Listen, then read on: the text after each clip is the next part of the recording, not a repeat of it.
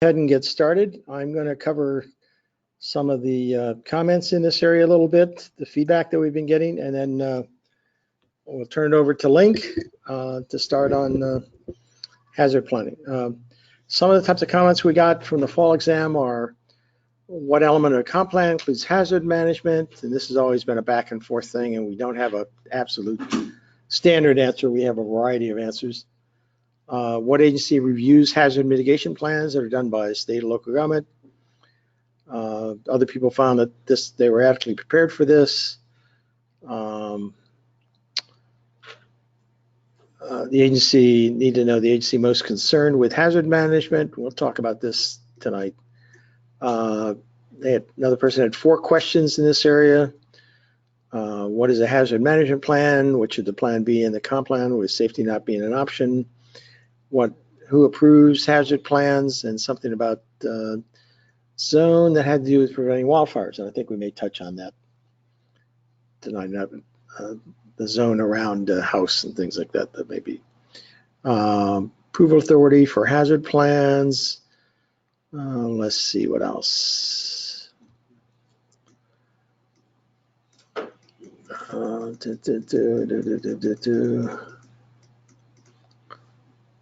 The different defensible zones for wildfire mitigation, main elements of a hazard mitigation plan, definition of base flood elevation, which we'll really do another place where I talk about that cross section and flood protection FEMA a little bit.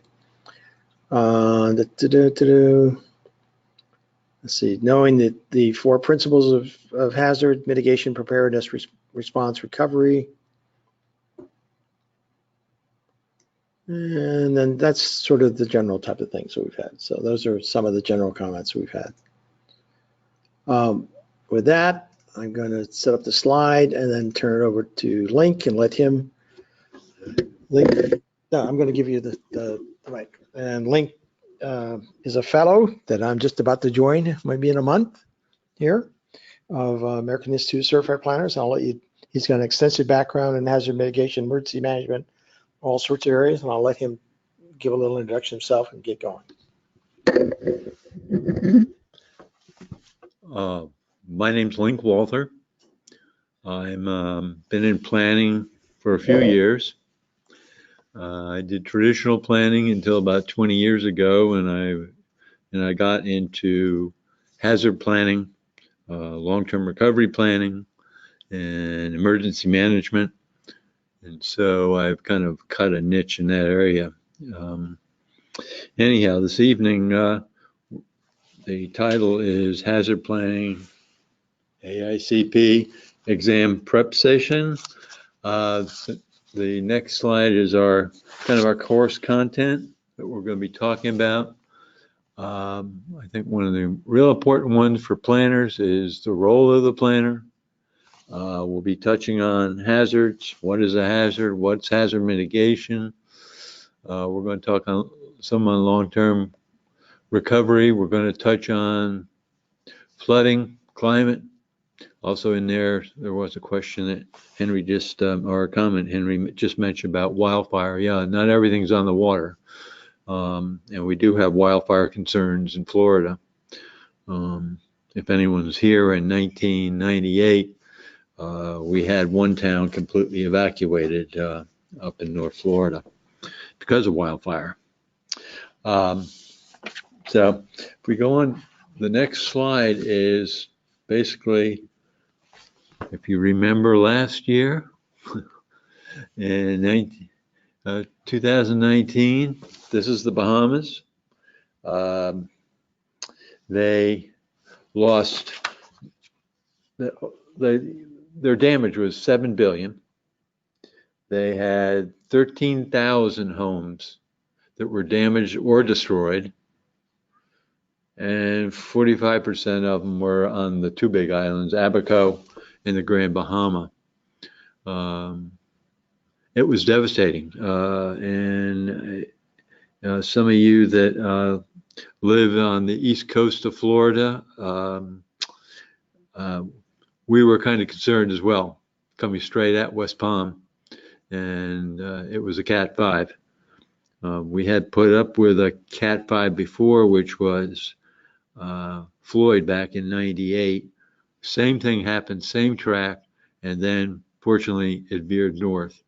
But anyhow, Dorian was a one to remember.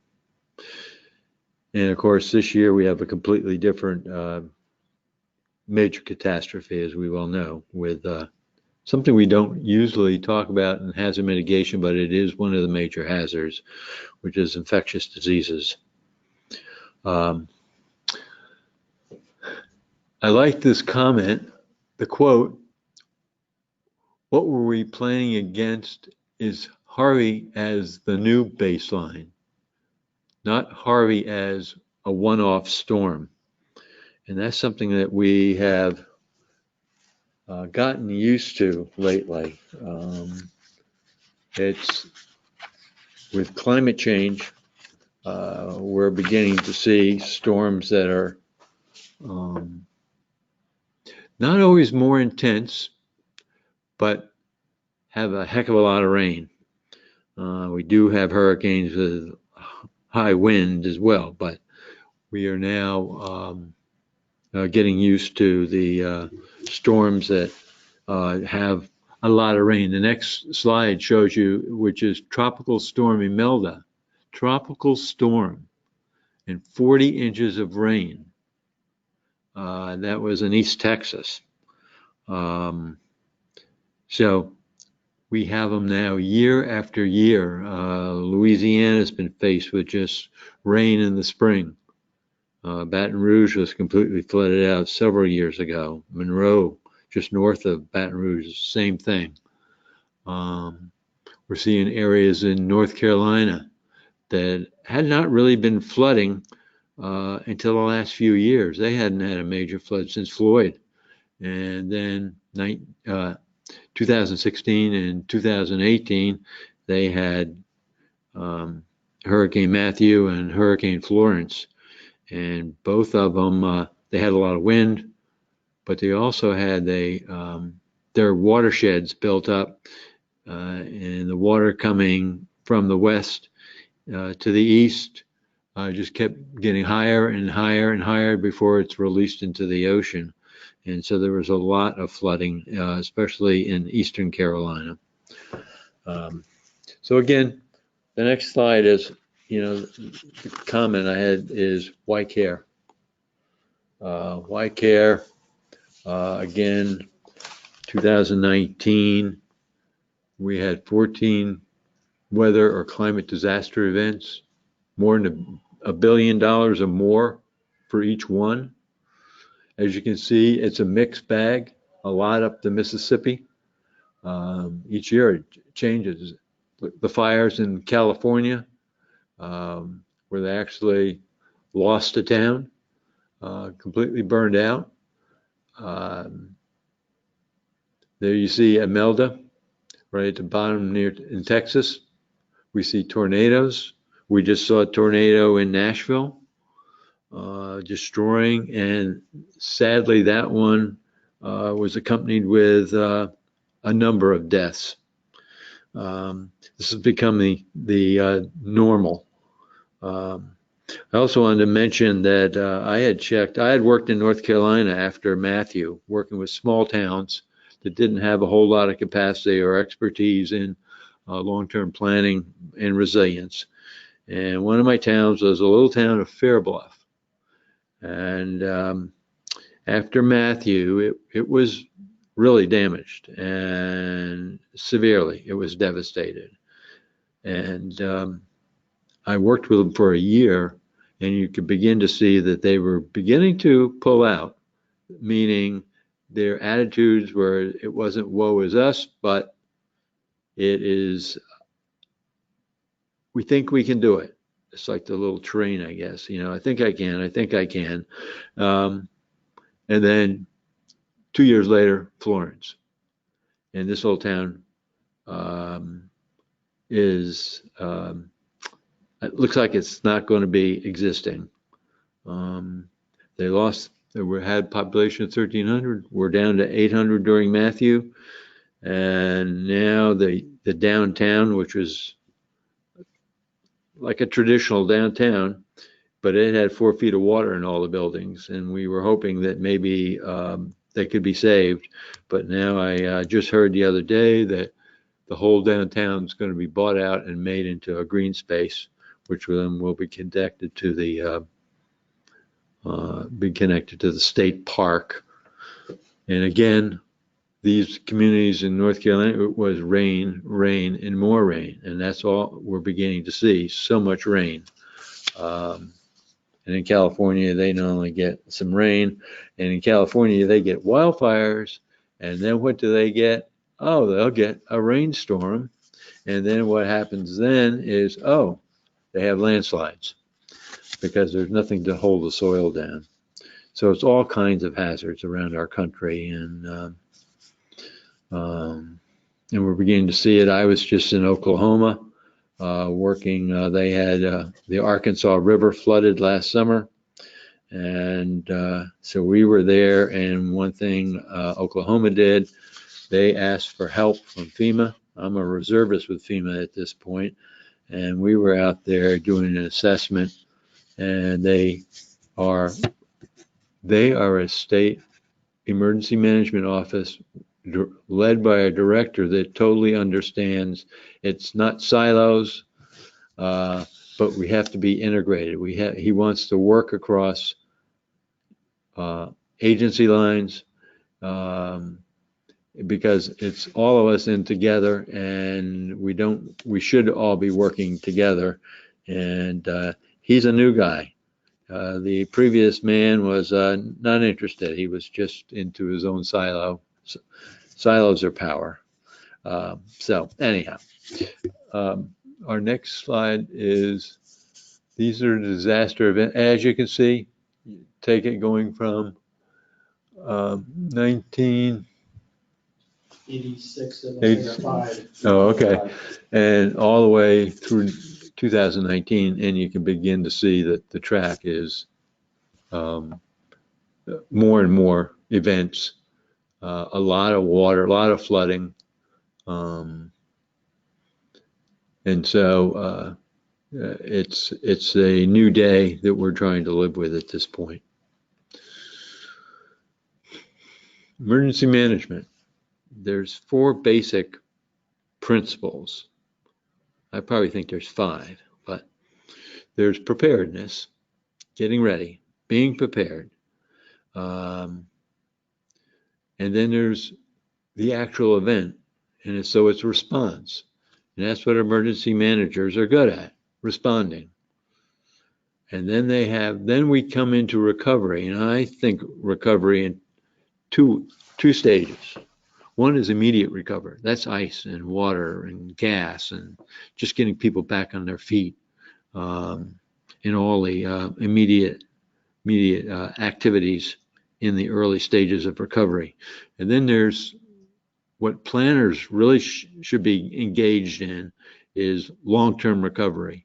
I mean, we're talking about places, like Louisiana. Here we are, how many years after Katrina? And we're still dealing with it. And it's long-term. It's not 6 months. It's not 3 months.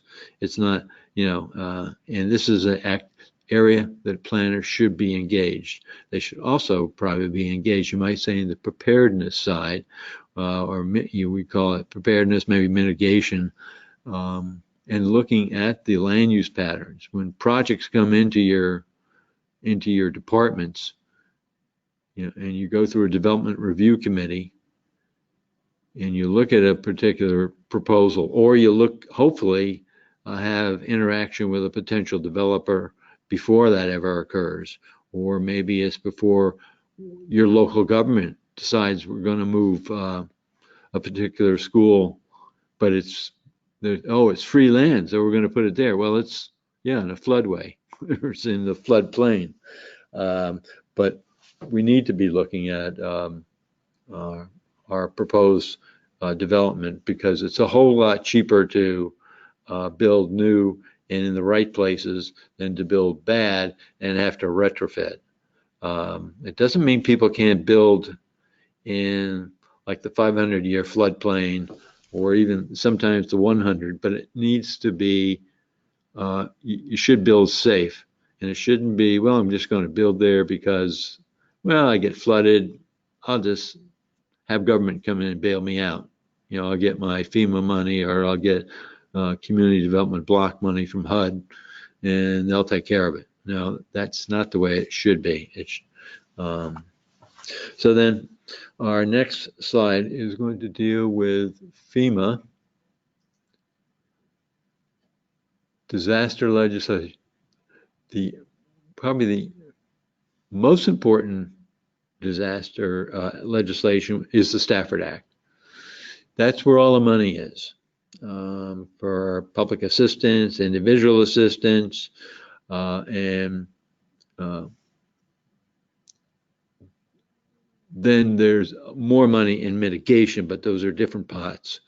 And in fact, the Stafford Act has been around for quite a while, but people began to realize that, and I don't know if it was Florida, but it certainly, after Andrew, I remember Governor Childs, who was the governor at the time, he saw people building back exactly as they had.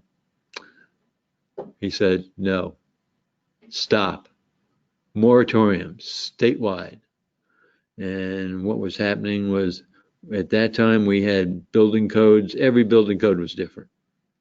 And that the state legislature and the governor took them a while, but came up with a uniform building code.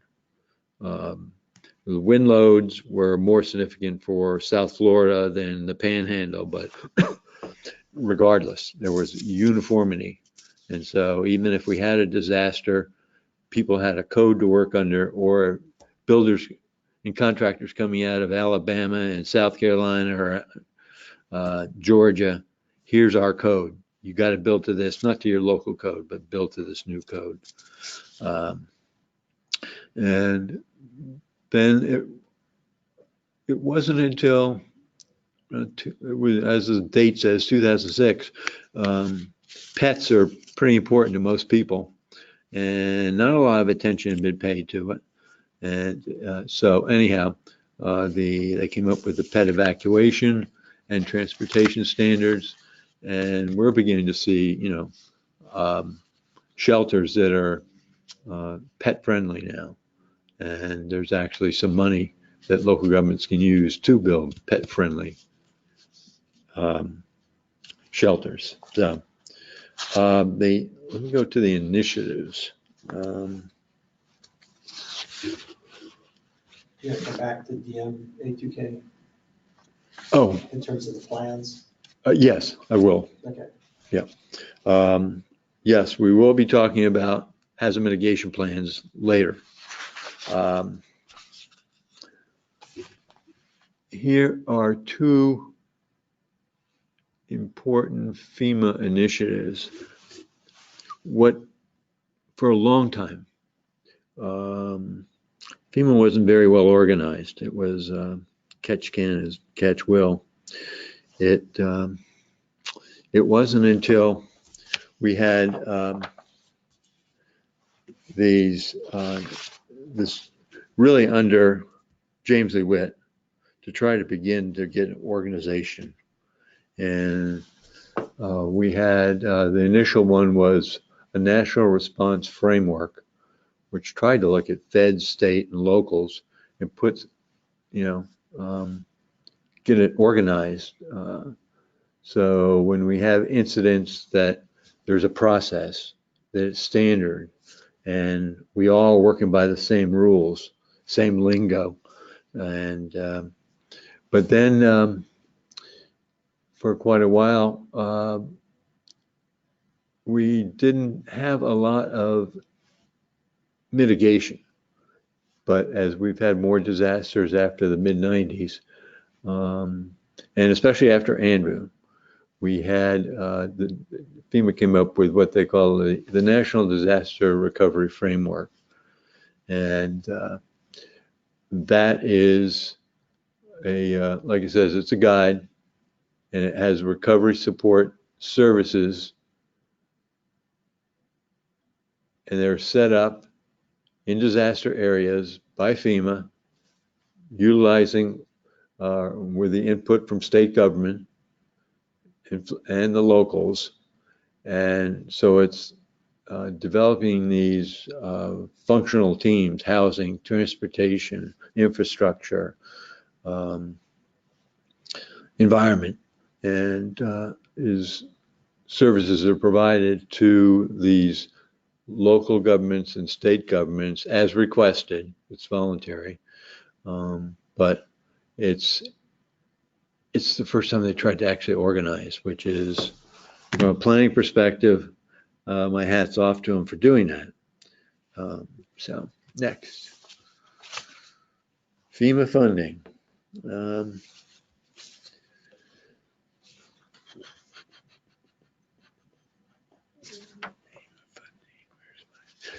I'm just looking for my notes here. FEMA funding,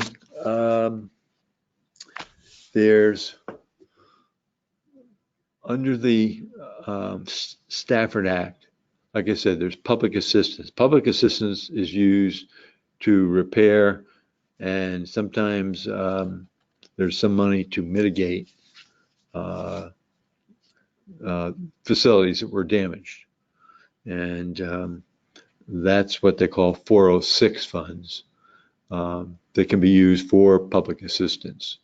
And you have individual assistance. That's if you're, that's where individuals are able to get funding to try to help them recover. There's the Hazard Mitigation Grant Program, and like in North Carolina, it's being heavily used right now for buyouts and rebuilds. Then there's also the pre-disaster mitigation program that's been around, and now they're changing it. 2 years ago, they changed it to, it's called Brick by Brick, Building Resilient Infrastructure and Communities. And this really gives some more latitude. I think one of the big things is pre-disaster mitigation only got funded by getting appropriations every year. This particular one is, as you can see, funding is 6% of the estimated disaster expenses. And so we're going to have disasters. So 6% of that can be used for funding mitigation projects. Let's go to the next. This is your role. And this is for planners. I think it's really important. When I first got into this, in fact, the late 80s, when I was working with the Regional Planning Council, we saw these things called peacetime plans and radiological plans. And the peacetime plans really are what we call today, really more like hazard mitigation, or even the CEMP, the Comprehensive Emergency Management Plans of the emergency management offices. But your role is really important. You're different as planners. You are different from almost anyone in local government. You have a vision, the big picture view.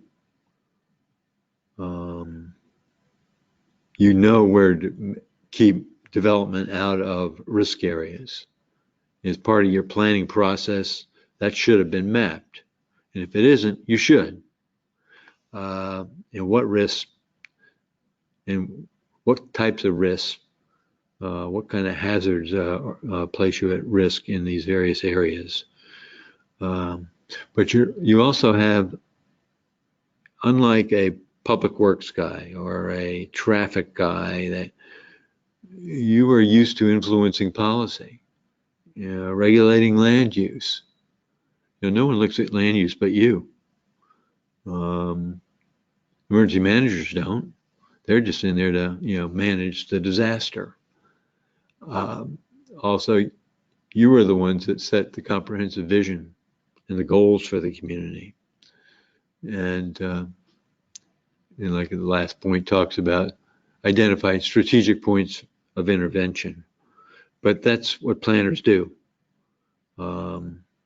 So again, it should be in your comp plan. And I noticed there was a question.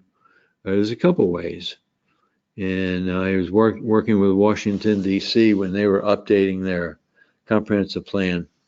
And the question was, how do we do it? Where do we do it? And initially it was going to be a set element, just like the land use plan, or in California, they have the safety element.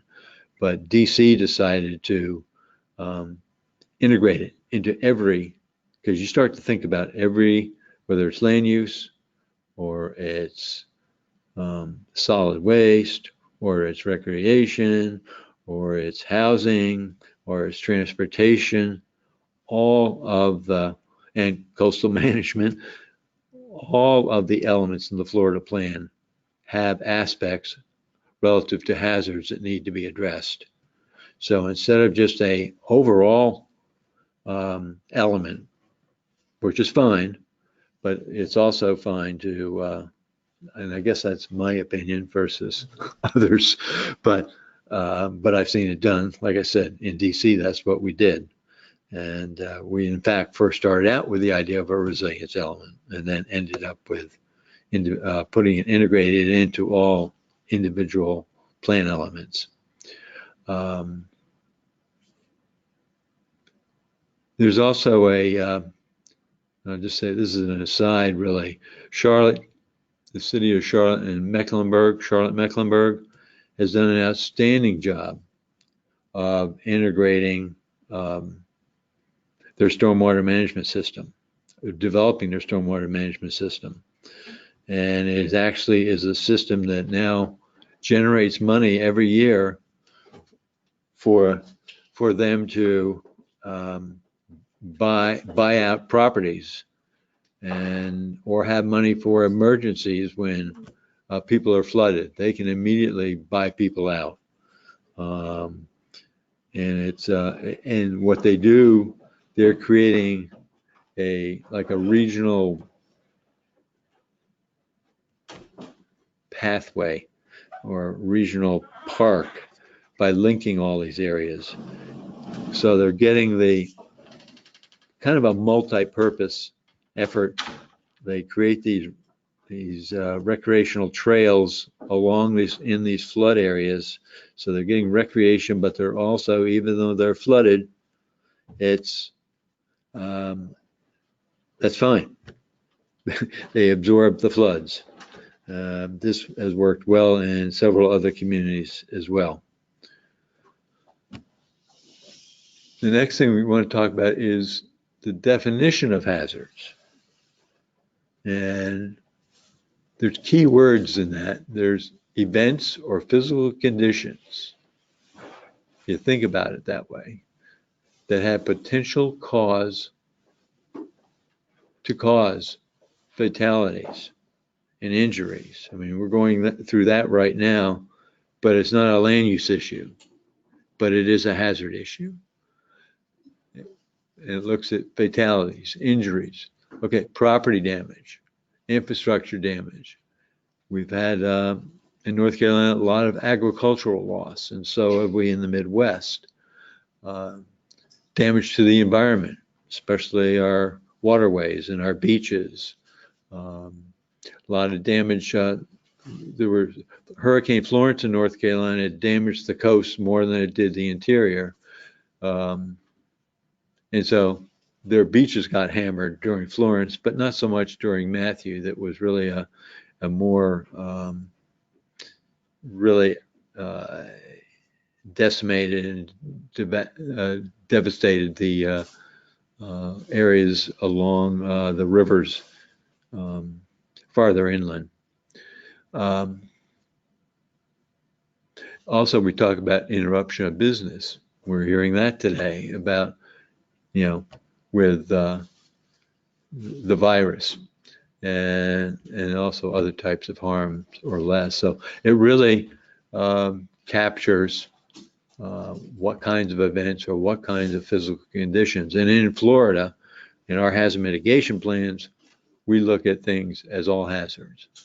And so it captures the three areas of disaster types, hazard types. And one is the biggest one we always talk about, and this is the one that FEMA holds you to, which is natural hazards. They're pretty obvious. In Florida, yes, we do have tornadoes. We have wildfire. We've had a lot of wildfire when it's been very dry. I had a friend of mine just come from Colorado, and she made a presentation at one of our APA conferences a number of years ago. But after the presentation, she just drove around Florida just to familiarize herself and see what conditions, at least from a wildfire perspective. And she was astounded that you guys live in it. You live in the risk area.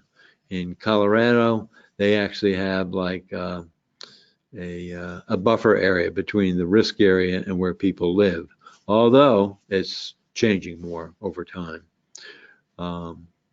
We all have climate change, and we're seeing it. You see it, Miami, Dade, but you see it in Annapolis. You see it in Washington, D.C. You can see it down along the Gulf Coast. And it's happening year by year. And they're even beginning to see some of, because the climate's changing and getting warmer, the ocean's getting warmer, disasters are more prevalent, like we see, up in the New Jersey, New York area. How much are emergency managers getting into climate change issues that aren't sea level rise? And I'm asking this because I raised this recently in Tallahassee at the public policy workshop about the corridors, the transportation corridor planning that they're doing, and about whether or not they were looking at particularly listed species type migratory changes that are going to probably occur because of climate change in Florida, and were they even thinking about that, looking out 20 years or 40 years for that type of thing? The answer was basically no. Yeah. And I just don't know how much that's being done around the country.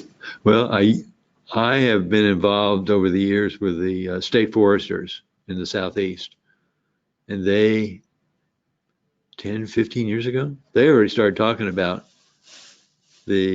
what's going to happen? The trees are going to be different, Right. and we have to adjust. Well, and insect vectors and Yep. disease vectors are changing. I mean, we're starting to see tropical diseases coming to very South Florida, things like that are moving north. Right, and we're seeing even out west with the disease and the migratory bird patterns in the United States are changing too. They're more moving to the northwest and to the northeast, according to whether they're in the eastern part of the U.S. or the western part of the U.S. There's a transition of where they're going. Anyway. So also we have the issue, we have some landslides, not much, not like you would see California or especially places with topography and rain. And so we have erosion, of course. We have a lot of beach erosion. We build too damn close to the coast. Yes. So, yes. It was also, I don't know if it's me or the other climate change question. It just seems, this has come up recently. It seems like every item on this list of natural hazards can be somehow linked to a climate issue. Is there some definition of climate change? This has come up with me recently. It just seems like everything is affected by the climate. Anything can have a weather-induced component to it. Do you have any comments on that, just in terms of, yeah, I know it's a popular buzzword these days, but right. It almost seems to affect everything, and I'm just curious if you had a comment on the definition or applicability, maybe. Right. Quite honestly, I haven't seen it, but I think it's a good In point. terms of hazard mitigation, in terms of hazard planning. Right. Right. I think I can give you a lot of other places to look at definitions of climate change, but the nuance of hazard planning, I'm not sure if there is one or not. Yeah. I will say I haven't seen it necessarily. We talk about resilience and resilience to climate change. But it is a 800-pound gorilla that does affect everything, and it's a wicked problem. That means it's very difficult to deal with because any step you take may have unintended consequences that may complicate something else. So it's intermeshed with all of this stuff, which is why some of the world's great thinkers believe it's probably the foremost issue facing the world today is climate change issues. Yes. Just talk to Bernie Sanders. I mean, Bernie has been on it for years. So, yes. Does that help, Josh? Thank you. Probably. Thank you. Next. And then we talk about other types of hazards. And this really kind of follows what Florida's does in their hazard mitigation plans. They'll look at man-made and technological. It may not be the scope. They may be more contained. But levees is huge. FEMA is very concerned about levees. And when they become breached, and levees are older, a lot of the levees are dirt, basically, piled up. We see it all along the Mississippi coast. The Mississippi River in Arkansas, Louisiana, where it gets flat as a board. And they have a number of issues of levees. There's a lot of leakage. And the leakage, the water gets in, goes through the levee, and it may stop as the river rises, it may stop that, but every year now they're having problems with losing ag crops because the roots are always in water almost. So, train derailments, trucking accidents, pipelines, different places, different issues, and pandemic. Well, we have a new one to put on here. So I don't know how bad it is. It appears to be really bad.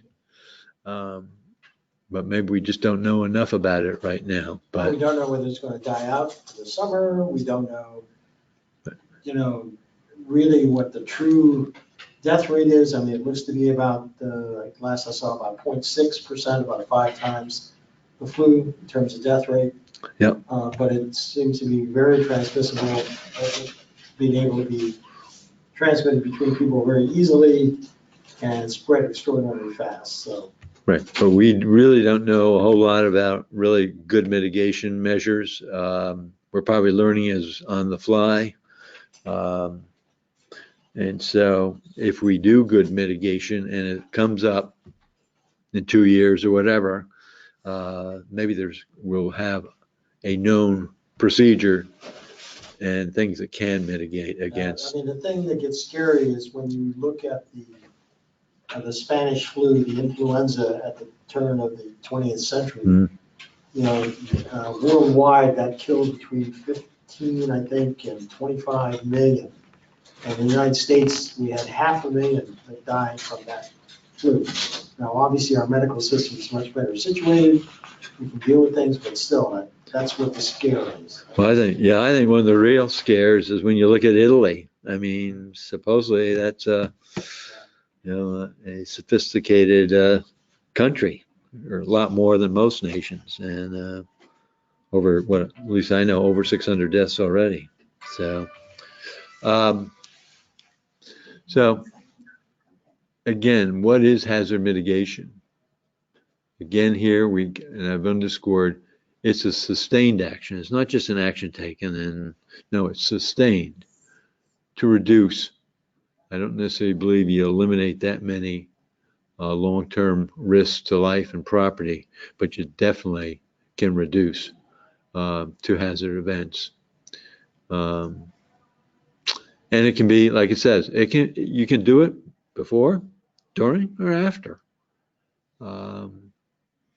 We just need to, in Florida, we've mentioned the term break the cycle. I remember when we were first coming out with hazard mitigation and disaster management, using the term, breaking the cycle. If we can break this cycle where you just don't make some changes or we just repair and then you get damaged all over again.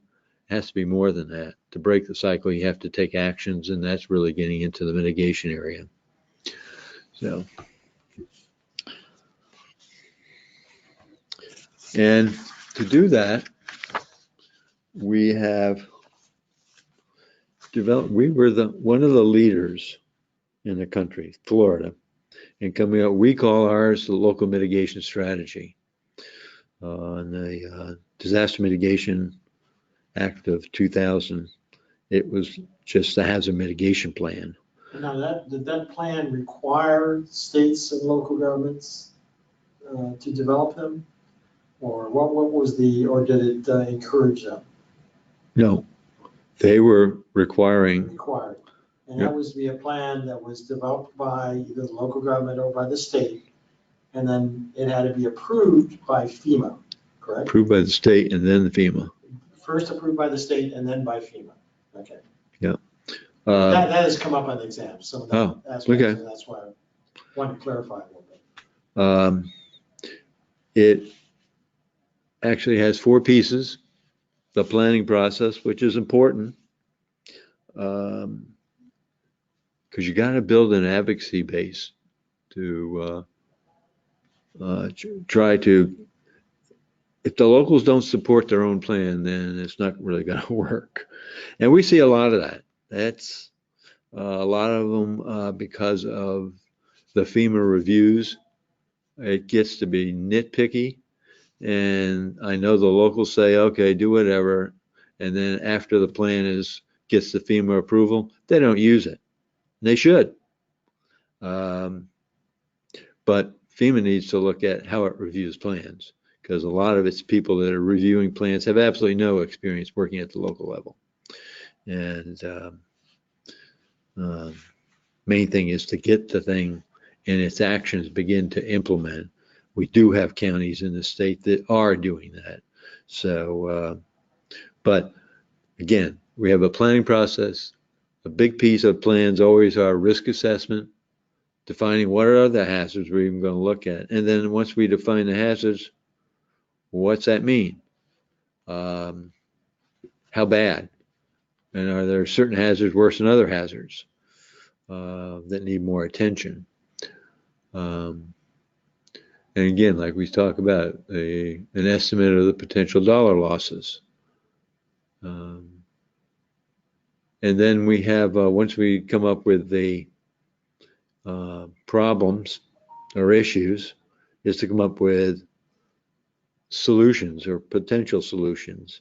And we urge it to be, look at multiple solutions and then consider them and determine which ones would best fit your situation and your types of actions that are needed. Would be create a solution or an action that is actually going to achieve mitigation.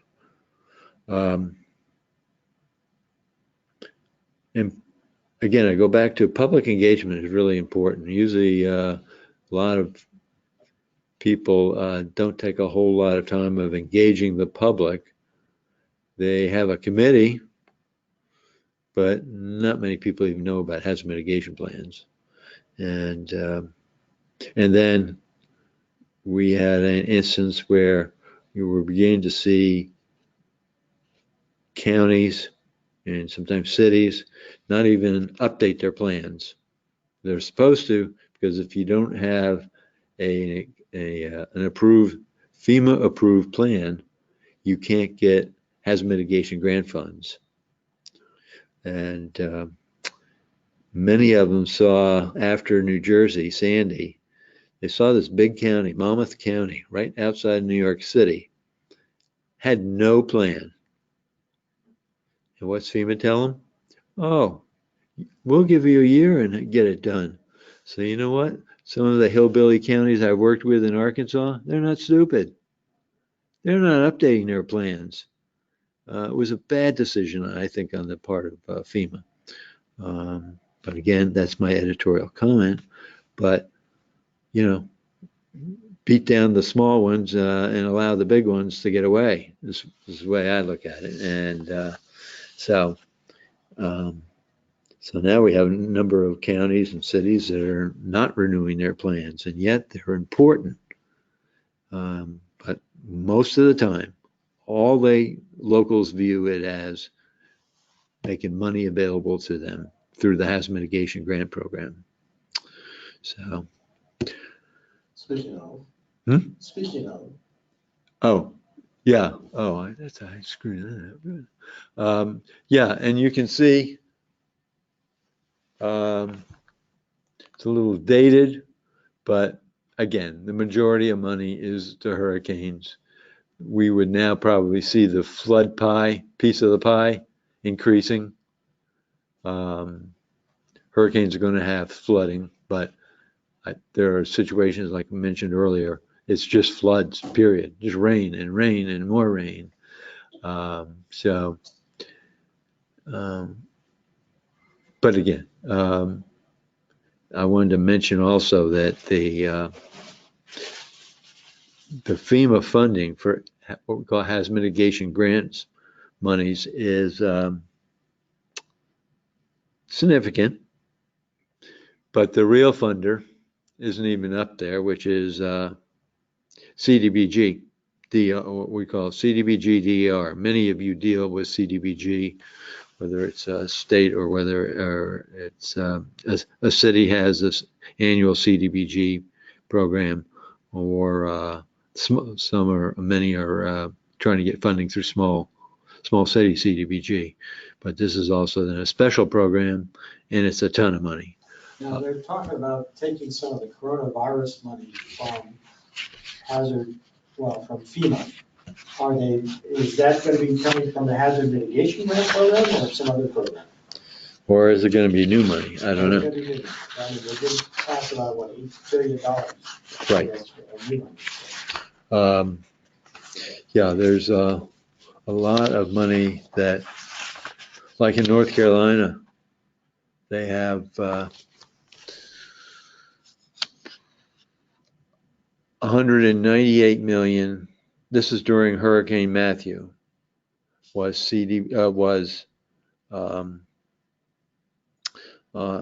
HMGP funds, and they actually increased it to around 300 million. But the big money was CDBG that came in and was 3 times the amount of HUD monies, or the hazard mitigation FEMA monies. So, Excuse me, Link. yes. Can I ask you a question on that process, please? In regards to the last 2 slides, the perception in the public very often is that it's sort of ad hoc, the whole process. You just wait till after the damage is done and then just try to grab as much money as possible, as opposed to any forward-thinking planning program, if you will. But I guess a more specific question is, the FEMA maps that some of us are familiar with, are they ever used in conjunction to a storm event to get some sort of estimation process or assessment process, like an asset-based predictive damage paradigm, if you will, in terms of just sort of estimating and planning and allocating resources? Is there any correlation with the use of those maps in a particular storm event towards this process of the quantity of remediation, if you will, would be required? They would look at that in when they're doing the public assistance funding for public structures, public infrastructure.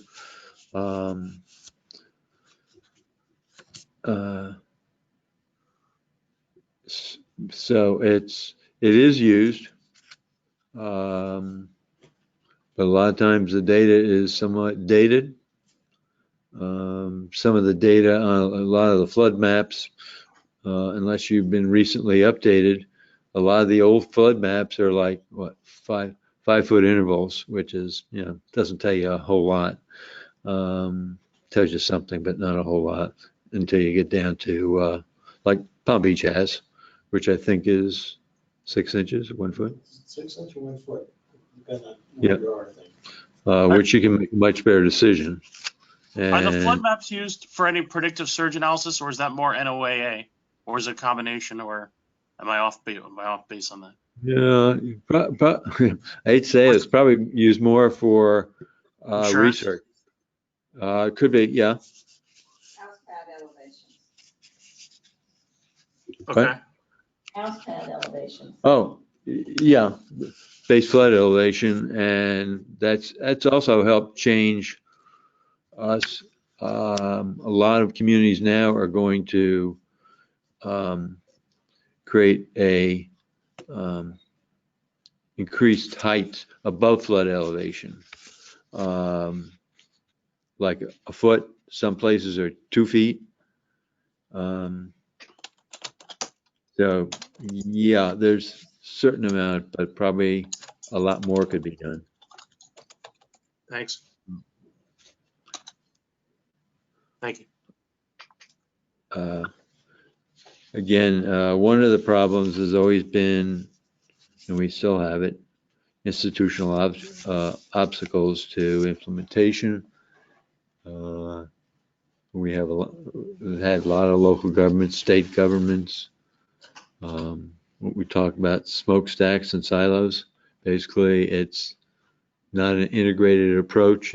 Historically, it's been an approach to maintain power. But there's a number of obstacles to implementation, and we have the old, it's always been thus. Challenges centers of power.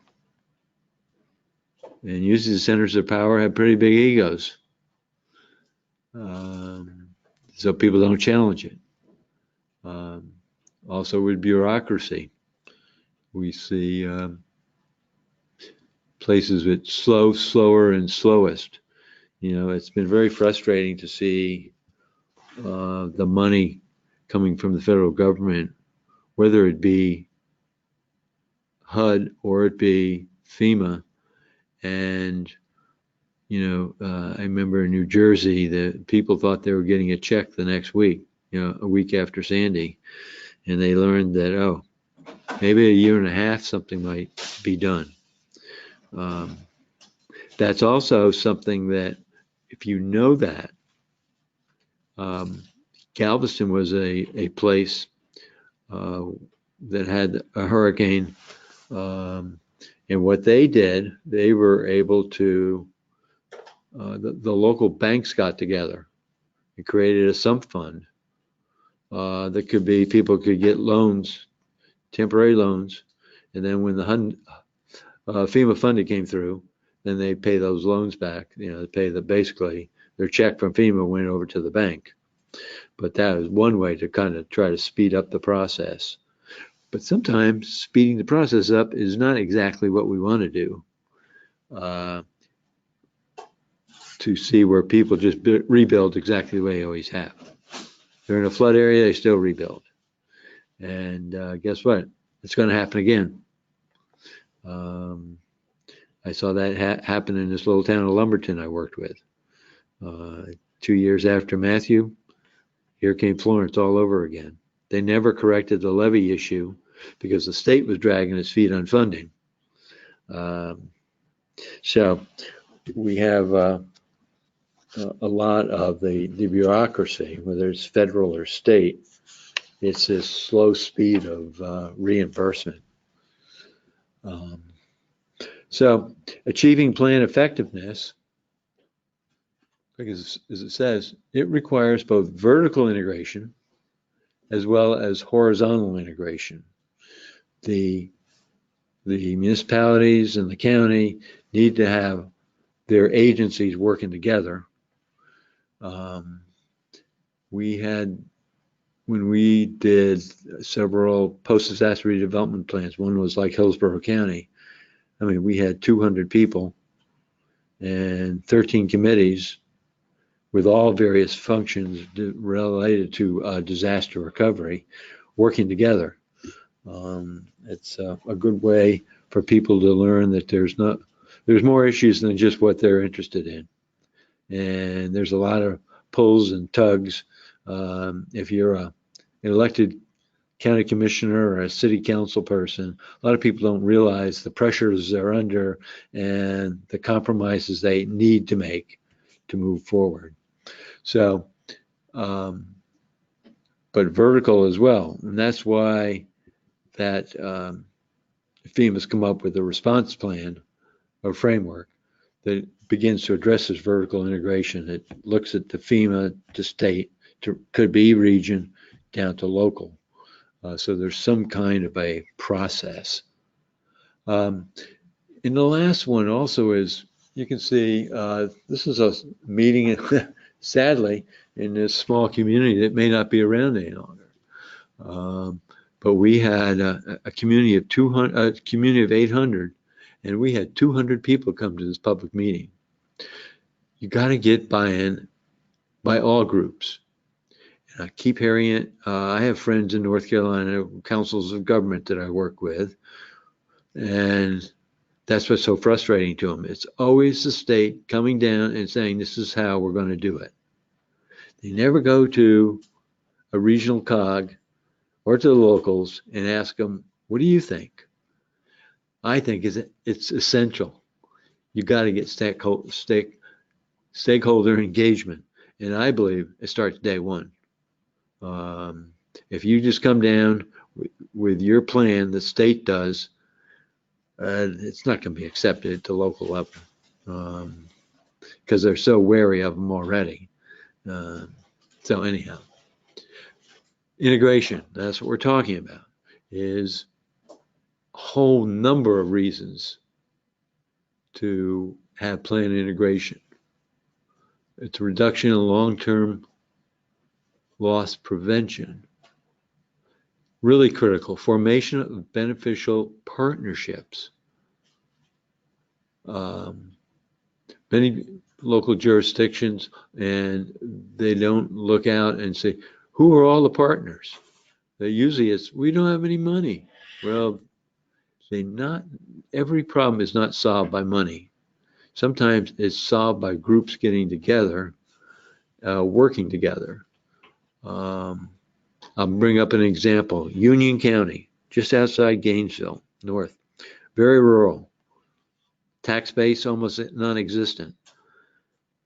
Got a ton of trees, big pines, and they also had a problem after one of the hurricanes that they have 3 elderly housing projects, but one keeps flooding.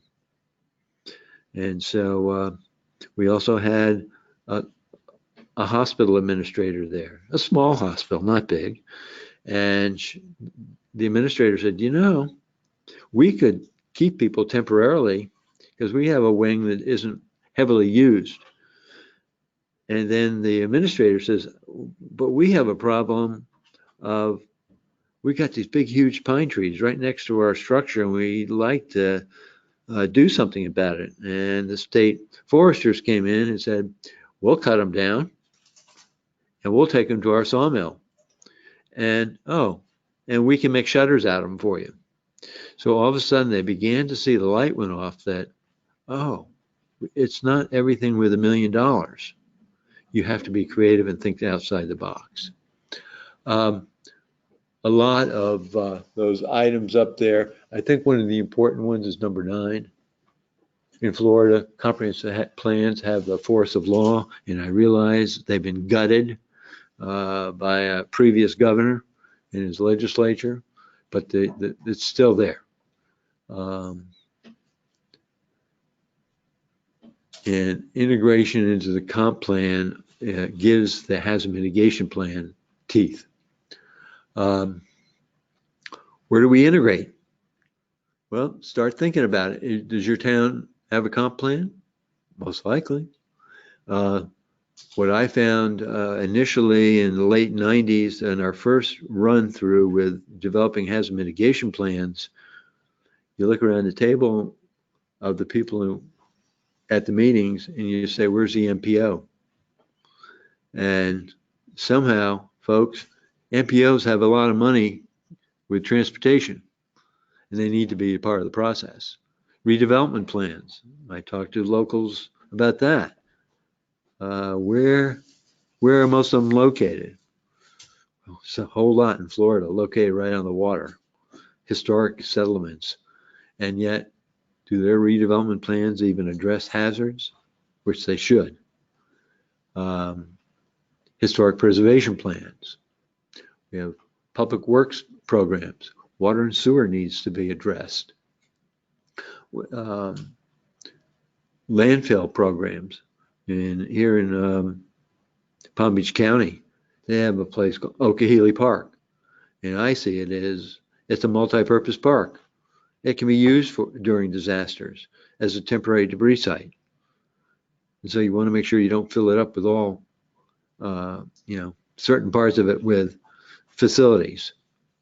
But you keep some of it open so we can use it for, it becomes multi-purpose during disasters. Because otherwise, you're having to go farther and farther west to find vacant land. Or again, maybe it's not farther west because I'm just talking Florida. There could be people from other places, but usually you have to go farther and farther out from where the disaster occurred. So try to identify and put it in your comp plan of what certain areas can be used for, not only just recreation, but maybe, multi-purpose. That means we're not going to fill in this entire park. We have loads of sports of lacrosse and soccer and all requires open space. And then, of course, into land development regulations, whether it's an overlay district, you would have like an overlay district along the beach. You're not going to put that inland, but it could be a special district. So, next. We have about 15, 20 minutes. Okay.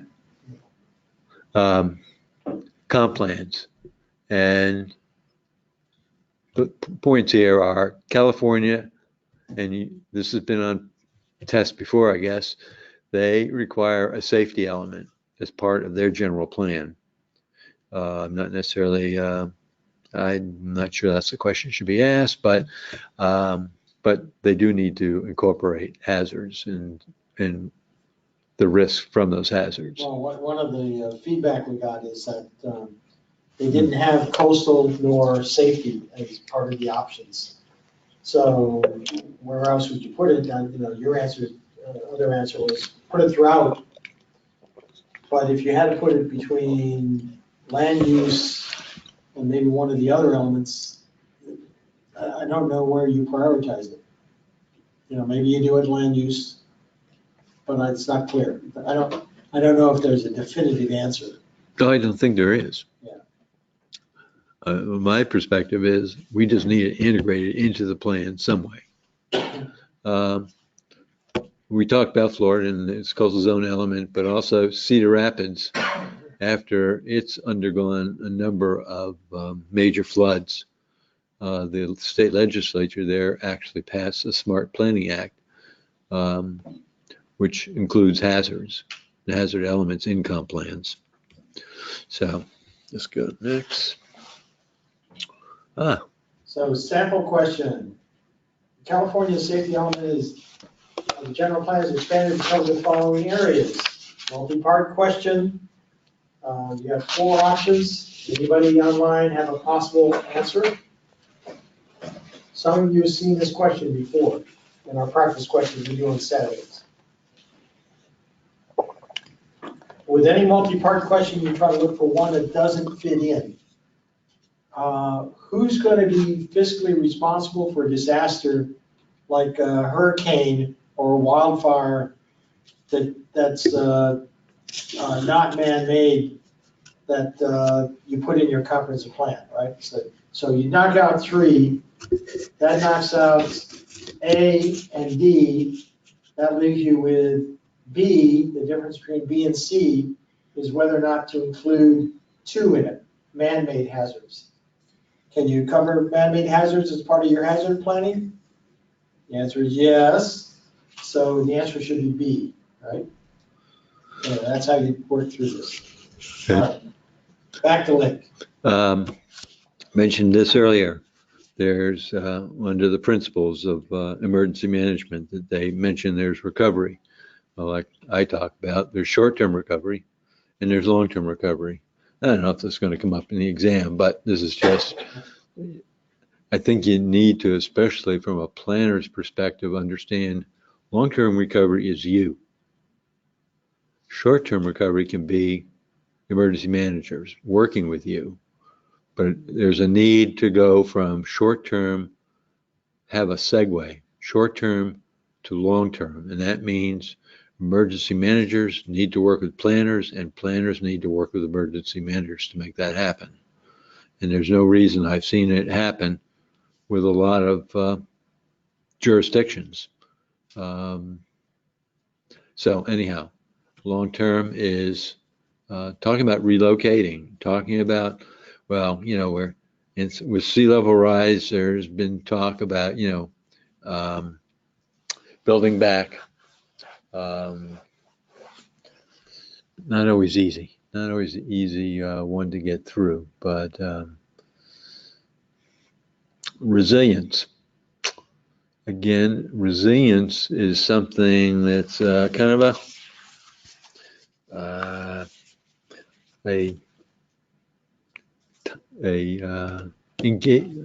popular word right now. What does it really mean? And it does come up on the exam all the time. Okay. I look at it from a planner's perspective. And the first one talks about resist, absorb, and recover. Does that have planning in it? The second one, ability of a community to bounce back after hazard events. I'm not sure. Again, that's kind of like talking about the first one. The last one now talks about the ability to prepare and plan for, absorb, recover from, and more successfully adapt to adverse events. That's the one, in fact, we put in the DC comp plan because it said plan for. It's not just absorbing or resisting or recovering. You got to change. You got to make changes to make yourself more resilient so it doesn't happen again. And resilience also, just one other thought there, resilience that I saw in, again, areas like North Carolina, it could be Arkansas, Oklahoma, is you just can't build or repair existing structures. I tell people you could gold plate every infrastructure that was damaged and bring it back and repair it. But I work with too many communities, small communities that are very poor. You know, they were poor before the disaster and just fixing facilities, they're still poor after. Does that make them any more resilient? I don't think so. Resilience has to be resilient people. You can make the facility resilient, but you also have to make people resilient so they don't keep coming back and looking for, you know, the government to always have to help. There's a lot of times, a lot of them would rather be on their own. So in some of the places, you know, it's important that they get employment. They get over their health-related issues. This one community lost all of its textile plants with the exception of one. And yet the people never left. And now, of course, they have gang issues, they have health issues, they have pregnancy, unwanted pregnancy issues. They got all kinds of, chlamydia and a lot of social diseases. But the health director actually has said to me, if we had Jobs Link, we'd be far down the road. I wouldn't have all these issues. So anyhow, when you're doing hazard mitigation, you need to think about who are the vulnerable population. Are there any? There may not be. But if there are, part of the job is to try to make the people more resilient and figure out how do we do that. Here we have pre-disaster recovery planning. Again, it's should be done in the pre-disaster mode. Most of the time it's done in post. But the reason for doing pre-disaster is so you're more resilient. Doing it post, you may make yourself more resilient later down the road, but why not? While you're talking about hazard mitigation, do some pre-disaster planning. And this is what, this is another map of Iowa, Cedar Rapids. Yeah. Okay. This is this is a project I was involved in North Carolina, and I mentioned to you earlier, see the lady in the pink dress, and I was working with some North Carolina students, the young girl taking notes from what she was saying. They came to this little town of Fairbluff. They lived there, and we set up at it was a watermelon festival in the summer. It was really neat. It was small town, but I thought it was, and we were able to sit down all day and talk to the citizens, and that made a minister came up to me, a friend of mine there, came up to me the next week and said, Link, you're in like gold. And that's why it's so important. You have to care. You really have to care about people. And in the kind of work I'm in, it's not just mechanical. And that's what we got out of that project. And sadly, it really bothers me that this little town may finally go under. It just doesn't have the resources. Its tax base is gone. Its little industry it had is gone. It's moved. It no longer has a grocery store. And I personally feel, really sad that that had to happen, because there's a lot of Eastern Carolina is not unusual. Those places are all over this country. That's what most of our country is. These small communities that don't have capacity, don't have the resources, don't know what to do. They need help. And that's why this project was so neat. We worked with 6 small communities, and it was very, wasn't just refreshing, it was very satisfying. So what's in the post-disaster plan? This is not what has to be in, and it's not limited to this, but certainly you'll see things like health and social services. Well, I think after coronavirus, that might become a little more important in some of these plans. They need to relook at it. In fact, I'm going to be redoing the Hillsborough County post-disaster plan, and that certainly will be something we will look at closely. There's change of conditions. We need to address it. And you see economic development, in land use, and environmental restoration.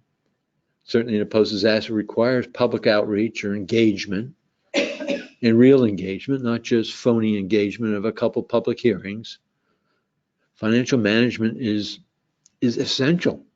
Even places like Tampa, big city, they're going to get a lot of money after major disasters. Think of how these little communities have a bookkeeper almost, and that's it. Or their clerk, their city or county clerk. And then all of a sudden, here they are with all this, like this little Fairbluff still getting money. They're going to get $6 million. Someone has to keep track of it. Then also the whole issue of capacity and experience. Who has the knowledge to work with, has the capacity and the experience. And we're beginning to see certainly resilient officers. And I hope the resilient officers don't just try to be officers, but actually are working hand in hand with the residents and the community. And then also ordinance and regulations. There has been some templates, ordinances for disaster, post-disaster redevelopment plans. Then we have some terminology. I don't know how many of you are in a flood zone, or if you have NFIP insurance. If you are, you definitely have to have it because the banks are going to require you to have it. And then communities that have NFIP, the governing board, if they go into the CRS program, which is a part of NFIP, if they implement some additional requirement, and it could be as simple as public handouts to inform the public on certain things. It could be you do a post-disaster redevelopment plan. Well, you get points for that. And what happens when you get points means that the insurance cost goes down. So you basically, your residents that are in the NFIP program will benefit from it. I see it as a win-win situation. Base flood elevation was mentioned a little bit earlier. And think of it this way. It talks about the elevation of surface water resulting from a flood that has a 1% chance of equaling or exceeding that level in any given year. Basically, your mortgage, it's like being flooded once during your 30 years in your mortgage. But base flood elevation is usually more communities are using this thing, what we call, I mentioned earlier, freeboard. Are you a foot above it, or 2 feet above it? I've actually seen communities where a development was built back in the, let's say, the 80s, and they just had it base flood elevation. And realize in a coastal area, as these picture shows, you may have a wave height added on to that. Yes. So your normal 100-year flood, 1% chance, still water might be like this, but when you add wave height on it, it's maybe like that. Right, but then you add on that And then another foot. You add 1 to 2 feet. Yeah, in some places actually they figured we're going up 3 feet. 3 feet, absolutely. Because what they do, it's architectural treatment then of how it's, so. And you have to, so then you build, above that level some degree. Yeah. But there was this place in a place called Lumberton that part of the site was built in the 80s. It was phase 1. Phase 2 was built after they passed their 2-foot freeboard. And during both the hurricanes, phase 2 never flooded. And the area where you got the wave height added on is called a V zone. And then the normal 1% chance or 100-year flood is an A zone. And then you've got X zones where you're outside of the 100-year flood zone. Right. Okay, and those are 3 of the FEMA designations. I'll give you some more materials. You can look at that, but we haven't seen as much on that. There has been base flood elevation, but not as much on knowing all the different map zones as much anymore. Bigger waters is just legislation that's saying everyone's going to pay the same. No more discounted flood insurance. So everyone is to pay like you say, the real annualized rate for their premium. However, that has changed. Congress was hammered by some legislators. We can't do that. We got to underwrite our development along the coast. So anyhow, they still didn't get rid of bigger waters. It's just they're giving them a longer time to make adjustments. Terminology, repetitive loss. Again, it's a repetitive loss is something FEMA is very concerned about levees and they're very concerned about repetitive loss. Repetitive loss occurs along streams, on the coast, and they just don't like paying out this, FEMA dollars every time someone's flooded. And so there's getting funding to do repetitive loss, basically buying people out or elevating their property, elevating their structures. They really don't want to get to where it's severely repetitive, because that's where you've been flooded out 4 times in 10 years. One, it's not a good decision to stay and be always flooded. So anyhow, but you might see those terms. Part of, if you have flood insurance, part of that flood insurance incorporates what we call increased cost of compliance monies. So if you have to upgrade, they, like it says, they will pay an additional $30,000 towards that upgrade. You don't have to. It's comes part of the insurance package. So I wrote down there the FEMA. If you write down that FEMA P-1080, you can go on the FEMA website, and or in fact, you can just surf that and get a booklet that talks about increased costs of compliance. Flood mitigation strategies. Many of you probably know. One is elevation, as this structure is. Another is buyouts. Usually it's a mix. Relocation. Number 4 is not popular at all, but is retreat. But with climate change, that may change. It may not be in my lifetime, but I view that the banks and the insurance companies will finally say, no, we're not going to fund your project because it's going to go underwater in 20 years.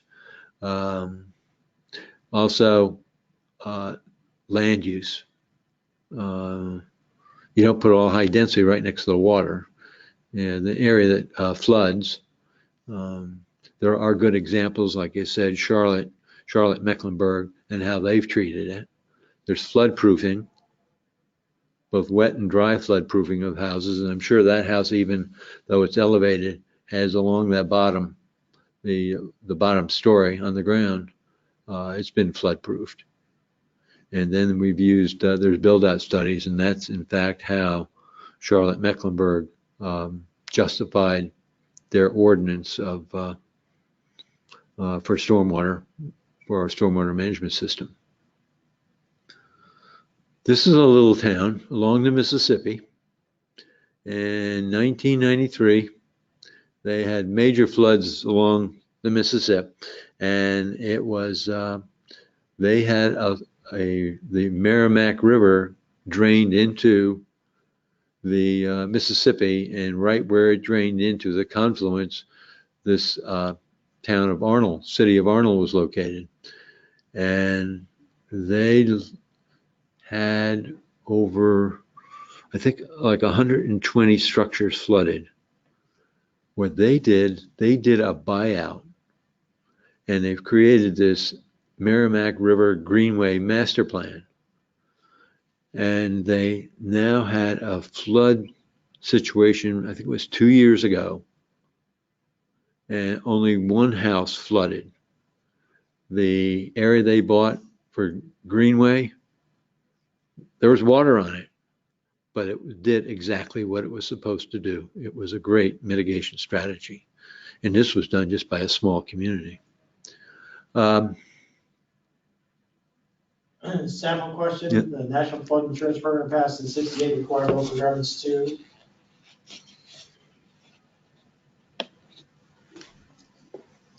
Anybody? I believe the answer is B, identify flood-prone areas. Another one, which is the following, is probably the most effective way to stop development in a watershed. This one, based on other types of questions like this from APA, we should all know. B. B, purchase development rights, acquiring those rights in some way, or, buying the land, purchasing development rights, or even TDRs probably are stronger than others. Okay. This slide just shows us the problem of rising sea level water. And it's only going to get worse. This is a- Different years, some of the different estimates are how it's going to go. Right. I'm going to skip this through a little bit because we Okay. passed our time. This is a book I think everyone should buy. It doesn't cost much, and it's a great book by John Englander. So, We've kind of talked about all of these. It's precipitation, more severe storms, sea level rise, and temperature. They're all affecting how much, they're all affecting climate change to one degree or another. This is just an executive order. I do not know if it was tossed out by Trump, but this is something that the Obama administration put in and said every federal building, every new federal building, they had to look at the impacts of floods. Because a lot of DC, at least in DC certainly, a lot of the area does flood. Next. Again, this is the coastal management element of Florida. this is Florida's, just And it's some just, of the different provisions. right. So it's important, take a look at. Here's climate change, that's what we call nuisance. Miami, of course, and there's Annapolis, and there's other areas, but those are certainly two that are always highlighted. I'm going to skip that question, these questions, let you come back to me. I didn't get where we need to get wildfire mitigations. Okay. What you're trying to do is, it's not create a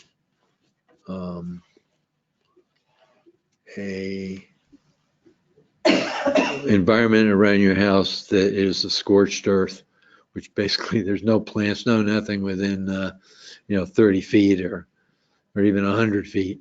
No, it's just doing it smartly. But the ignition home, like the ignition, is like 100 to 200 feet.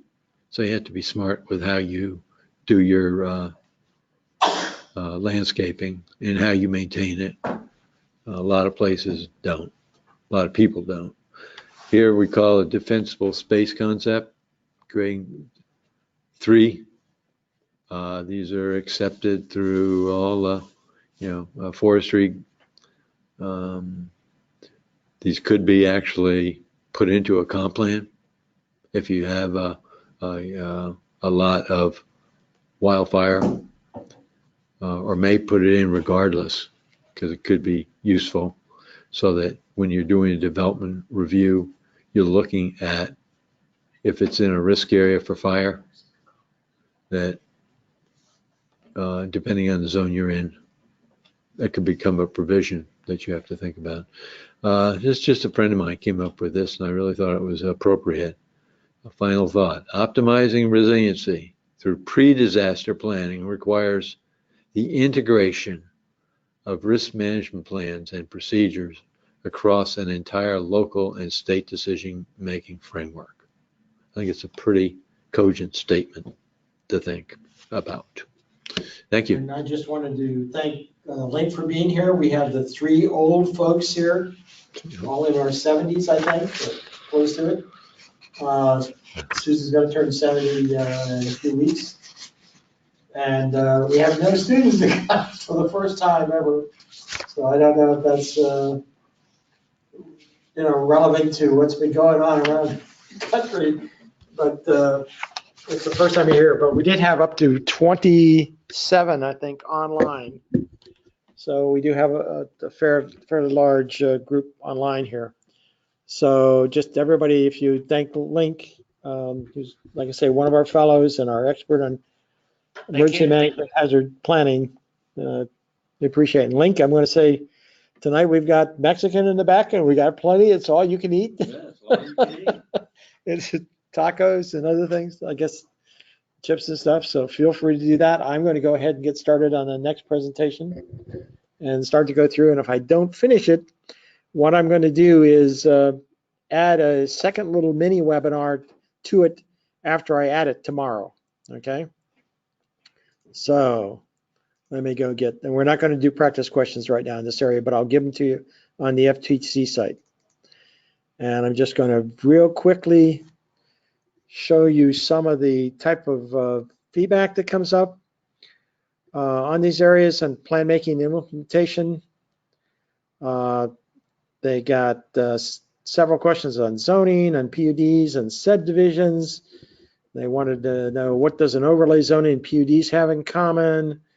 They looked at the 24 and 26 standard, the enabling acts done under Hoover. They had questions about that, questions about inclusionary zoning, questions about the visioning process and putting them in order, the connection between zoning and nuisance, strategic planning, knowing the SWOT analysis, which we'll touch on, knowing about goals, objectives, policies, knowing about the 3 C's of a good staff report, which we probably won't cover tonight, but I'll add a document from APA that deals with it. Thanks again, Link. Make sure you get some food if you want it. And there's sodas and things in the cooler. And there's all sorts of cookies there. I think there's chocolate chip cookies, there's Danish cookies, I think there's tangerines, and there's way to the left, there's tacos. So shells and things, right?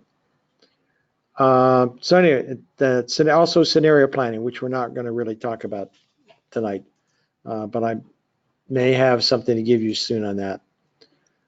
All right. Now, this is where I admit that I am not a local planner. I've never been a local planner. I've been a state planner and a regional planner. So if any of you, if I say anything on plan making, zoning, implementation, subdivisions you don't agree with, stop me and we'll talk about it. Ted Kozak, who is the principal planner for Citrus now, who used to be down here for Green Acres and then also worked in Tahoe. He's ill right now, so he said unfortunately he couldn't come down from Citrus. He comes from about 3 or 4 hours away, 3 hours away, I guess, to do these presentations for us, but he couldn't be here. So I took his presentation. I modified a couple little places. These are some of the things we're going to talk about: strategic planning, visioning, the orders of doing a plan, visioning, data gathering, goal setting, plan evaluations, revision, then implementation, doing comp planning, consistency requirements, concurrency, types of zoning, different tools like PUDs, subdivision impact fees. So we got a lot of stuff. This is a big area to cover. And as I pointed in the first part of the slide here, plan making and implementation cover about 45 questions. We're going to cover a bunch of this tonight, but there's still other places that we bring in information from and touch on this area. This is about 30% of the exam, so about 45 questions. So this is sort of getting a strategic plan. You start with me now, people getting there, and things get a little more difficult. Anyway, plan, an adopted statement of policy in the form of text, maps, graphics, used to guide public and private actions that affect the future. It provides decision maker with the information needed to make informed decisions affecting long-range socioeconomic and physical growth. This comes right out of Planning and Urban Design Standards. APA page 3 has the steps of a plan. Let me just pull that up, and I'm sorry that I didn't do this already for you.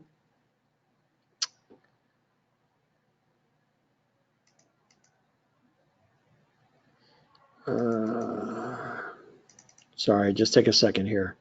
Get where I want. I didn't open this up.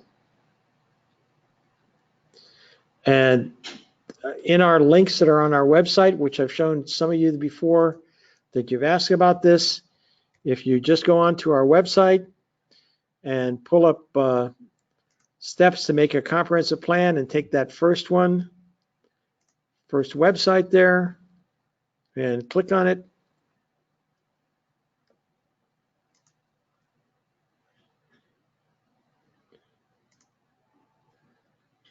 It will take you to what we call the Blue Book, or Planning and Urban Design Standards book, put out by APA. There's a whole first chapter on plans and plan making. And on page 3 of it is the standard. This actually came from an earlier APA book, which was known as Guidelines for Preparing Urban Plans, 1995 by APA. And it shows you the steps of doing making any type of plan. You identify issues and options. You state goals, objectives, and priorities. You collect and interpret data. You prepare the plans. You draft the programs for implementation. You evaluate impacts of plans and implementation programs. You review and adopt plans. You redo and adopt the implementation plans, and then you administer the implementation programs. All right. And so you've got that feedback loop there with monitoring and everything like that. Know that, because that's one of the places that they sometimes ask you. I'll leave that up and go back to our plan here, plan making. According to the Green Book, practice of local government planning, strategic planning as is used in the private sector should be used in the public sector as a plan for the organization, not for the municipality, but for the organization. Many municipalities use strategic planning in place of the traditional comprehensive planning process. Others simply import elements of strategic planning and traditional planning. What we used strategic planning for at the Water Management District was we use it to try to direct our budget.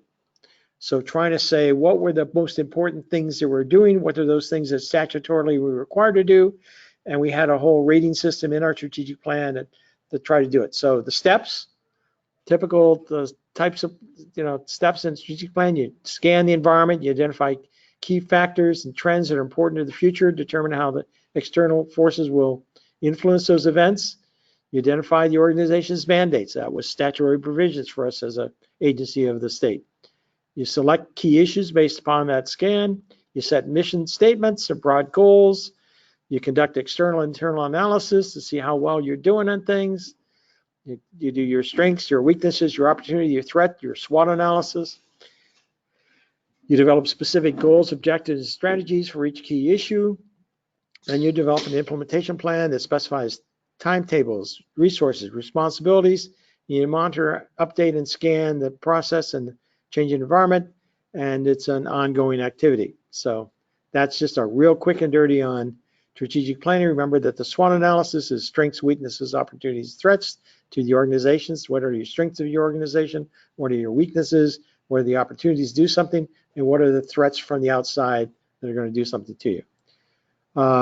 This is just an overview of comprehensive plans real quick, or called general plans through much of the country, like the West Coast. The geographic scope is typically the entire municipality. Its time scale is usually long-term, often 20 years. Its elements usually address demographics, economic development, transportation, land use, community facilities, public utilities, environmental characteristics, constraints, and recreational opportunities. It is comprehensive in that it tries to link long-range objectives to a number of independent elements, such as these other elements like economic development, things like that. The practice of local government planning states that recently comprehensive planning, quote, have tended not to be presented in map form, instead are a series of policy statements. All right, so where do you start on all this? Well, visioning is an important aspect of comprehensive planning. It's usually often the first step. Zoning, which is more the implementation side, is an important implementation tool of the comprehensive planning, and that came out of the first city in the United States to have a comprehensive zoning ordinance was New York City, and it was done by Edward Bassett, and it was, as we've talked about before, it was cumulative zoning. You had a residential zone, you then had an office zone, and the office allowed residential, and then you had a mixed zone, which allowed everything else, including industrial and things like that. That is like a pyramid zoning. Now, Edward Bassett was important for that. The first actual comprehensive plan for our entire city was done in the city of Cincinnati. And that was the first American municipality to officially adopt the comprehensive plan. that met those above definitions of what a comprehensive plan is.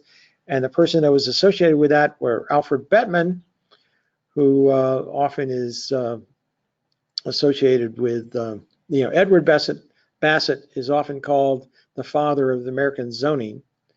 Alfred Bettman, though, was very involved with the Euclid versus Ambler case and argued it before the Supreme Court and helped win and uphold zoning. The other person involved in that Cincinnati plan was Ladislaus Sago. He was the first editor of the Green Book, the Practice of Local Urban Planning. So, sorry? Go ahead. Wasn't Jim Schwab? No, Schwab does a lot of stuff, but each element of comprehensive plan usually contains a description of existing conditions, a statement of goals and objectives, a description of future needs and proposal for meeting those needs. And the purpose of the comp plan is to provide a guide for individual decisions, to assure the effective provision of public service, to protect common property resource limits, to facilitate cooperation between competing interests, and to comply often with state mandates. And different states have different types of state mandate. In Florida, originally we were a top-down planning mandate. We still are partially that, but we're a lot less of that than we were. In other places, like say the state of Washington, the western half, west of the Cascade Mountains, it's required, every municipality is required to have a comprehensive plan. East of the Cascade Mountains, it's voluntary. If you have it, the state will make comments sound like that, but it's voluntary. Steps in plan making. One set of steps, I showed you the step that APA uses for that. What Ted talks about here is more what he was used to in California in general. Doing general plans was assess community conditions, develop your goals and objectives, and then steps that we don't have in Florida, which was develop alternatives and then evaluate those different alternatives and pick out which one you want to do, okay, where you want to go. And then you implement your plan, you monitor your plan's progress, and evaluate how well you're doing, and then you start it all over again. Other types of plans that have sometimes come up on the exam, district plan or area plans. These are ones that typically deal with the same subject as a comprehensive plan, but they're more limited in scope, in geographic scope. They may do it in more detail for that particular limited area, like a downtown or something like that. So they specify land use inventories and get into market analysis sometimes. They may deal with visual form surveys, things like that. So they're much more limited in where they are, okay? Other system plans, these may be things like for sewage network, subsystem plans for, just a part of that facility, and then of course site plans, which are for a specific site and typically by one owner, or for one type of project like a sewage treatment plant or library. We're going to have another night when we're going to deal with citizen participation, but public participation in the process of doing a plan is very important and tied into also in the visioning. Visioning should be the basis for action and cover infrastructure, environment, economic opportunity. There's different types of techniques you can do. These are some of the ones you need to, some of the techniques or some of the aspects you need to know about. Design, charrette, facilitated meetings, Delphi method, task force visioning, then getting neighborhood organizations involved, how you hold public hearings and surveys. The Blue Book is a great place to go to this, but like I say, we'll cover most of this in another night. Why is participation so important to planners? Because it protects the public, it informs the public, it builds consensus. There's a wide variety of types of meetings that are out there, all with different empowerment to the citizens. There's positives and negatives for each one of those, and we'll cover those a little bit more. One of the key concepts here is knowing this ladder of citizen participation for things generally on the exam, because often when APA asks you a scenario question and they ask you things like, what would you do? How would you do this the best way? And it's public participation related or citizen participation. It's related to, they want you as far up on that ladder as they give you an answer. So they think you want to be up, particularly in that citizen power, that partnering and delegating power, citizen control. We'll talk about this in more detail when we do public participation, but I'll give you something on it on the FTP site tonight or tomorrow, okay? You don't want to be down in the non-participatory or the tokenism areas, just informing the public what's going on, but you're going to make the decision and they don't have a say. As I mentioned, there's a series of meetings, presentation, workshops. We'll cover that more in public participation. Different ways to do that with surveys, mail, telephone, things like that.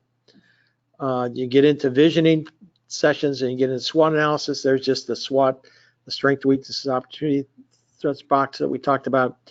Okay, visioning.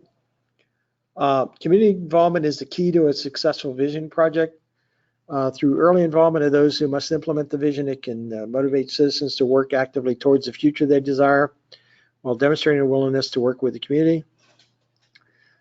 The overall goal of the visioning process is to power communities and provide a method for getting to goal setting by the community. EPA has done a series of publications. They have 4 steps that they say: community brainstorming, then establishing goals, bring commitment to the visioning, implementing the visioning. But the one that's going to likely come up on the exam is the Oregon process method of visioning. And there's 4 steps in the traditional Oregon model. There's 5 steps in what's called a new Oregon model. And these steps are: where are we now? And that's dealing with the community profile and descriptive information and establishing the community values. Where are we going? That's the trend statements, the trend information, possible probable scenarios of what's going to happen. And then where do we want to be? That's really the visioning statement that you want to get to. What are your possible preferred scenarios? What's the community's vision for where they want to go? Then the 4th step is: how do we get there? What's the action plan? This is developing the goals and the strategies and the action steps and priorities. And then the last one that they add with the new Oregon model is: are we getting there? And that's dealing with implementation and monitoring, okay? So if they talk about visioning on the exam, this is the one that'll probably help you the most, is knowing the Oregon model. And we'll give you more information about that too. Mention different things about citizen participation, different ways to use Delphi technique. Thing I want to focus on though is what's been starting to come up a little bit on the exam is scenario planning. There's a past report that gets into it a lot more detail. This is a decision-making process often involving diverse professionals, public and other stakeholders. It tries to identify alternative futures. Remember that alternatives we talked about earlier based on current reality. And then out of that, you select what is your desired future. And then you set a specific end goal for getting there. It may focus on trends and horizontal scan to hone in on what forces may drastically alter the current reality. And it can be used to understand the interdependency of various urban and rural systems, anticipate unintended consequences, or educate the public on trade-offs. All right.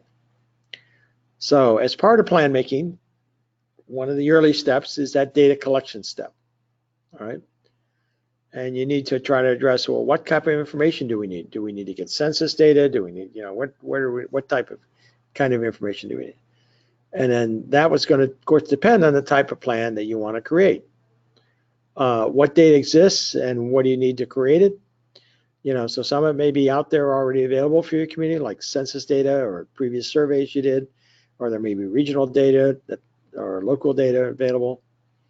And then you want to also address, how are you going to present this data as you start to go through this process and start to pull the public in? Charts and visual aids and illustration maps, things like that. So just an example: age of household or change in market area households by age, by various age groups and number of households and what's happening. Okay. Data collection, that's where you can start to get into quantitative analysis, which we've covered other places. So you get into mean, median, mode, which you all need to deal with.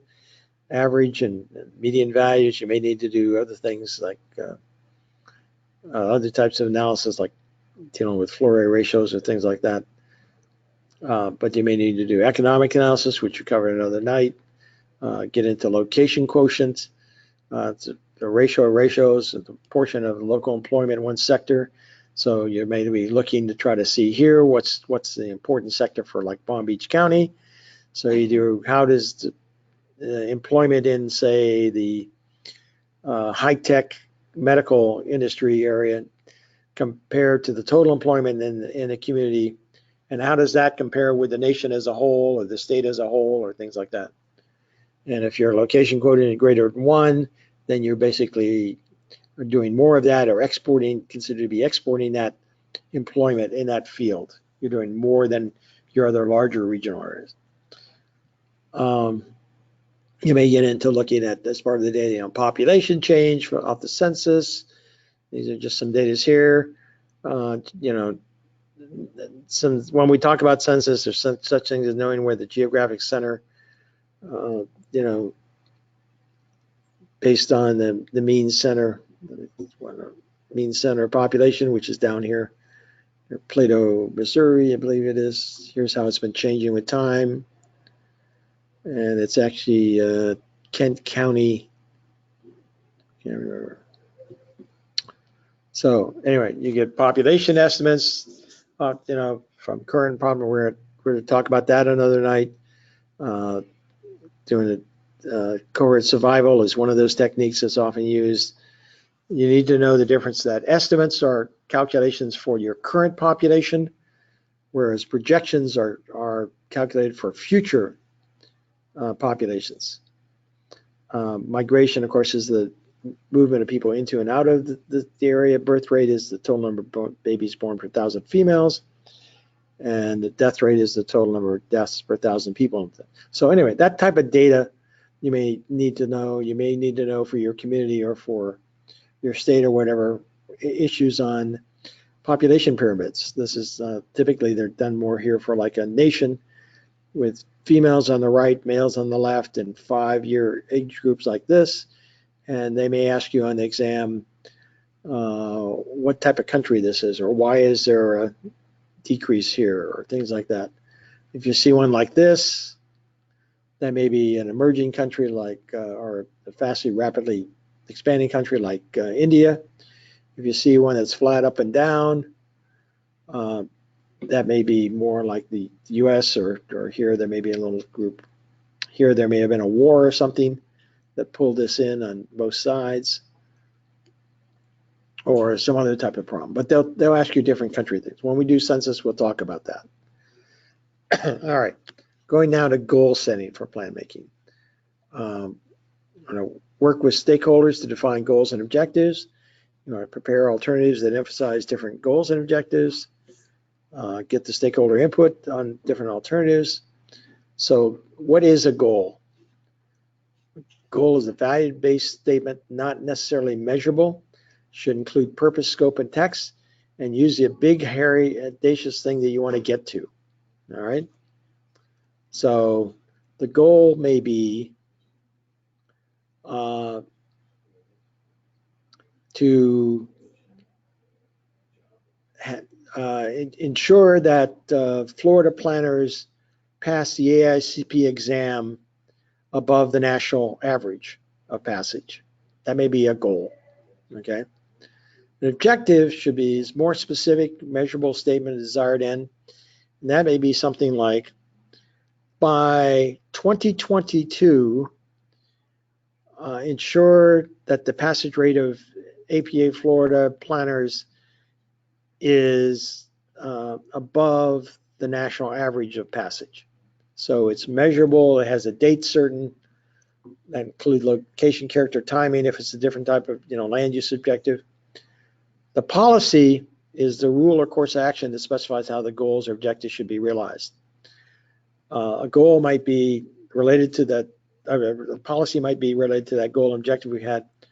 Hold go-to webinar sessions for 30 weeks out of the year to help assist in the education of planners for the exam. But the policy is going to be a course of action. So we'll go to webinars, hold a session at the state annual conference, et cetera, et cetera. And then your program is just your series of oriented activities aimed at carrying out a particular policy or goal, include initiatives, projects, milestones, costs, responsibilities, et cetera. All right. Consistency. The Planner's Dictionary, past report 521, provides 3 definitions of consistency. That all regulations that are used to implement the local government must be consistent with the recommendation policies of the plan, and state and local funding decisions must be consistent with the local plan. That's from Rhode Island. Another one from California is programs in the general plan are to be consistent, not contradictory or preferential. State law requires consistency between the general plan and the implementation plans measures such as the zoning ordinance. So that just gives you 3 ideas of consistency. Concurrency to growth management in terms of adequate public facilities. There's 3 major cases you need to know about growth management, which we've talked about before. Ramapo, where they adopted a zoning ordinance and made the issuance of a development permit contingent upon the presence of public utilities, drainage facilities, parks, roads, and firehouses. Although the community did not intend to provide the required facility in the future, new development could proceed promptly only if its location would not demand new facilities in advance of Ramapo's schedule.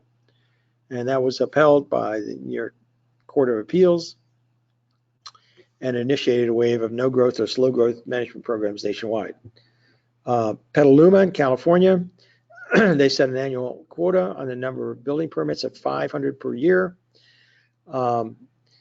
The Circuit Court of Appeals upheld their quota system at the Circuit Court of Appeals level. Livermore upheld a temporary moratorium on building permits. They had imposed it based on until certain performance criteria were met for the city as a whole. Knowing those 3 cases and a little more of the details, as we discussed in the law sessions, they all come up. Sometimes they'll ask you the difference between Petaluma and Livermore, and it'll be a little more detailed than what's here. Florida's concurrency law prohibits new development unless adequate infrastructure is or soon will be in place. Local governments set public facility standards, level of service, and capital improvement elements of their comp plan. All right. Now we're going to get into implementation a little bit. Development regulations, we're going to talk about zoning. The standard type of zoning deals with intensity and bulk, land use, and floor area ratios. Then there's other tools like planned unit developments, overlay clusters, and administration of zoning. There are things called smart codes, form-based codes, which focus more on form rather than on land use. And then finally, we're going to get into subdivision regulations, both what are some of the elements and administration of those. All right, zoning. Zoning regulatory process controls the location and intensity of specific land uses. It is based on the police power, the authority of state or local government to regulate private actions to promote health, safety, welfare. Zoning roots, 2 major events in the 1920s, although zoning goes back earlier than that. But there was the model ordinances of the Standard State Zoning Enabling Act and the Standard State Planning Enabling Act in the 1920s. But then also the Supreme Court decision in Euclid versus Ambler. Prior to zoning, regulation was based on common law nuisance. If you were a nuisance to your neighbor, then the courts might, and there was a court suit, the courts might find that, yeah, you're a nuisance and you got to take remedial action to do this. So regulation was based upon that common law nuisance aspect. And that issue has come up on the exam recently. Under zoning, there's a variety of factors regulated. One is the type of land use, whether it's residential or commercial or office. And of course, if it's Euclidean zoning, it may be single use. If it's pyramid, then it may be cumulative. as they build up, and there's other types. They also may regulate things of density or coverage by floor area ratio, bulk, basically. You may get into setbacks and building height restrictions and parking requirements and landscape requirements. All of those types of things are inherent in zoning, all right? One of the early cases that upheld zoning regulations that was coming up on the exam was the 1909 Welch versus Swayze case. And here the plaintiff had proposed building a 124-foot tall building in a residential district that restricted building heights to 100 feet in height. Commercial districts were allowed to have 125-foot tall buildings. The requested permit was denied based upon the building height requirement. The plaintiff contended that the statutes were not valid to exercise the police power because, in fact, their real purpose was of aesthetic nature, designed solely to preserve architectural symmetry and regular skylines, and that such police power could not be exercised for such a purpose. However, the Supreme Court in 1909 upheld the Massachusetts legislature allowing the Boston City Ordinance. And why was the state involved with the city? Because at that time they were a Dillon's Rule state, and they essentially got that power was kept at the state level. So the Massachusetts legislature allowed the Boston City Ordinance limiting building heights in certain districts of the city, and expressed that the court, quote, feels that the greatest reluctance in interfering with the well-considered judgment of the courts of a state whose people are to be affected by the operation of the law. So they deferred, in essence, to the state/local government in this instance. And they upheld that your proposal for a 120-foot building in a 100-foot height zone, that was basically reasonable up to the local government. All right. Implementation. Zoning maps and ordinances regulate major land use such as agriculture, residential, and commercial, industrial, institutional, public facilities, on and on and on and on. All right. Adult uses, another thing that they can regulate. All right. They have to be wary of violating First Amendment restrictions because they can't outright prohibit them. They have to make some allowance for them someplace, but they do regulate it. And that some questions on adult use regulation have come up on the exam. In large cities, you may have subcategories off the basic districts that are listed above. And these may be, you may have a central business district zoning category. You may have residential broken out to low, medium, high, R1, R2, R3. You may have different types of commercial, C1, C2, et cetera, or office, or light industrial, or parks and recs and open space. Typically, the use allowed in a zoning district are categorized by one, those principal uses that are allowed by right. There are two, there are accessory uses which might be incidental to the primary principal use. That may be like a garage, something like that. And then there are three, special exceptions, conditional use permits, which may be allowed after a public hearing and meeting of certain criteria. And that may be something for like in agricultural zone allowing a landfill, okay? So you got agricultural zoning allows only agricultural and certain size farm residences, things like that.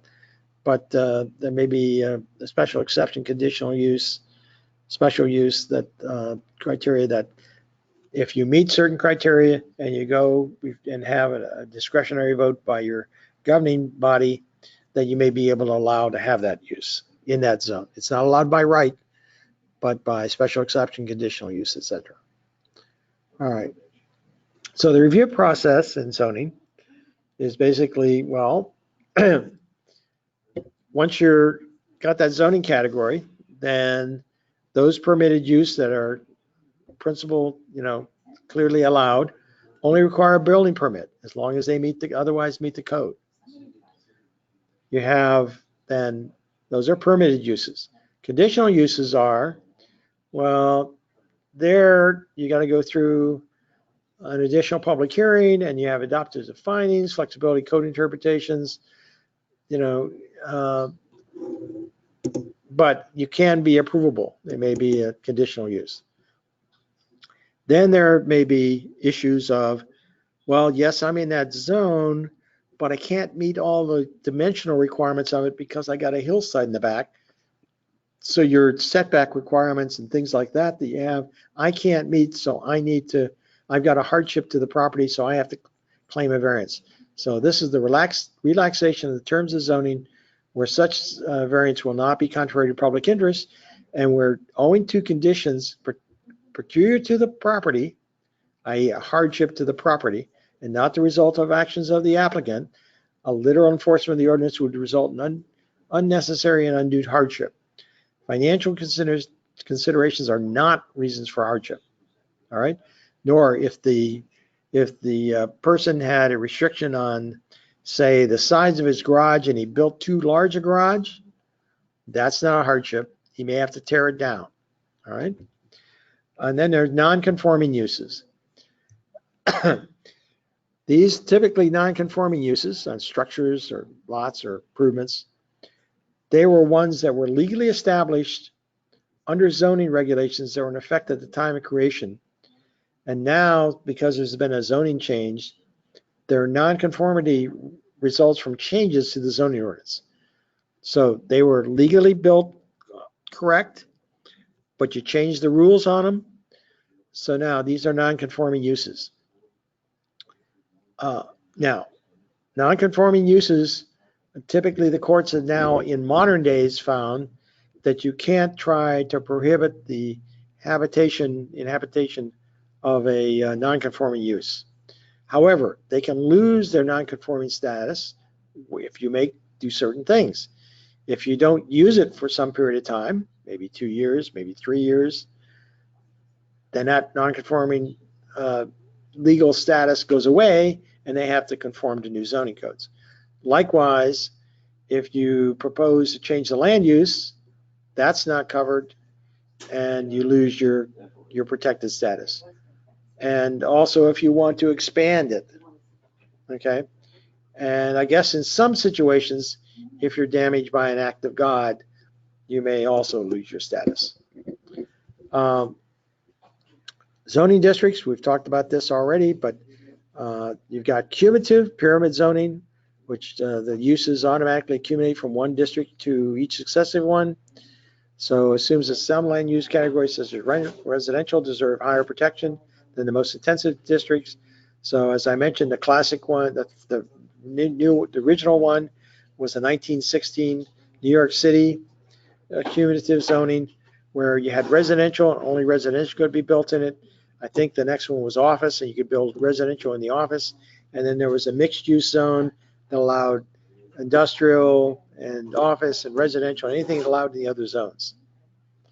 Exclusive zones are often called Euclidean zoning, are where no uses are allowed except for those for which the district was created. And that guards against incompatibility between uses. Intensity bulk. The purpose of intensity bulk is to distinguish district intensities. So intensity requirements, the smaller the lot, the greater intensity. In large multifamily housing, planned unit developments and mixed use, and the residential density is specified as number of dwelling units per acre. So density. In commercial developments, intensity is controlled with zoning standards such as lot coverage, landscape open space, floor area ratio. And the floor area ratio is basically the building lot area over the lot area, okay? And we get into having to do floor area ratio calculations all the time. I think we're going to see an example in a minute. Bulk requirements have to do with the shape of the lot and the three-dimensional area into which the buildings must fit. So it gets in their height requirements and their, so it gets both, deals with horizontal as well as vertical. And there may be requirements like landscaping that regulate block. Here's an example of a floor area calculation. Anybody online tell me what the floor area ratio of that building is?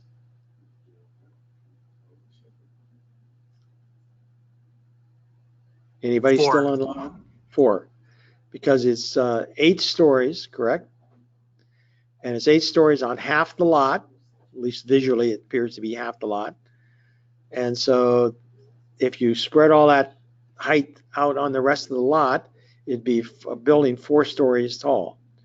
Now, there's another way you could figure out the square footage too. You could take 200 feet by 100 feet times 8, and that would give you how many square feet it is. And then the lot area would be 200 feet by 200 feet, 40,000, I guess. So you could figure it out that way also. And you could also deal with dwelling units. Another way they've come up with this is if they tell you that each floor has 4 dwelling units, then because you've got 8 stories, you're going to have 32 dwelling units, and then you can figure out how much of that is per acre. So you take 32 over 40,000 square feet, which is a little bit less than an acre, and then figure out what it is, and that would give you what the density, what the number of dwelling units per acre would be allowed. Okay, zoning administration. Legislative branches with the power and the responsibility for zoning decisions are typically things like the city council, the board of county commissioners, board of supervisors, town board, board of freeholders, parish, et cetera, et cetera. There's different terms around the country depending upon what they use. The planning commissions, typically planning commissions, are only advisory to governing boards on zoning matters. But in some jurisdictions, they have final authority on adoption of master plans and subdivision review. But typically, unless they're an independent planning commission, they report to the governing board, city council, or board of county commissioners, things like that.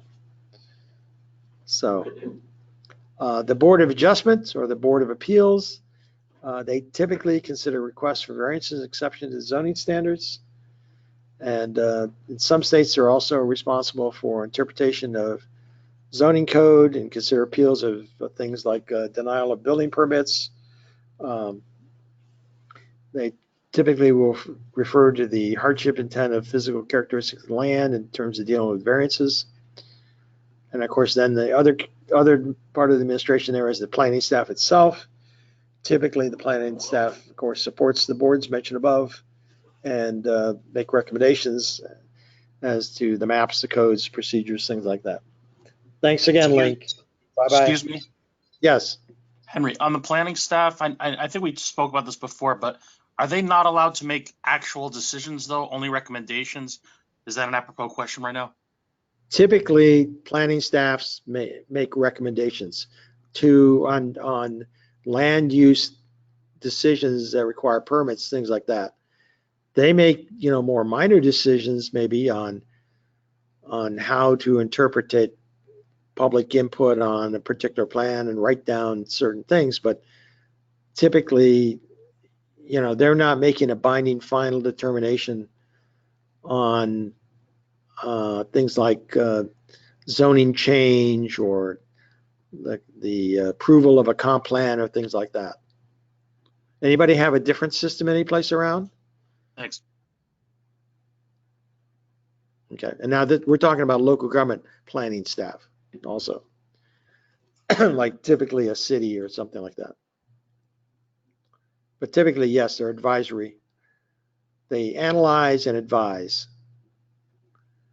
All right, zoning and compatibility.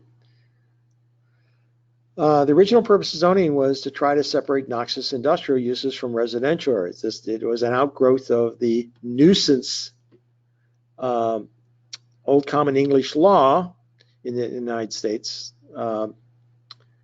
that was trying to deal with how one landowner may be affecting an adjacent landowner.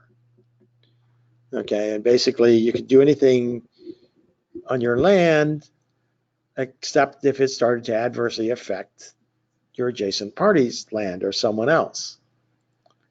All right, and that grew into the zoning type of concept that started emerging around the turn of the 20th century. Today, advances in technology and environmental monitoring mean that business and industrial create a lot less nuisance than they used to from smoke or noise or odor, vibration, other things.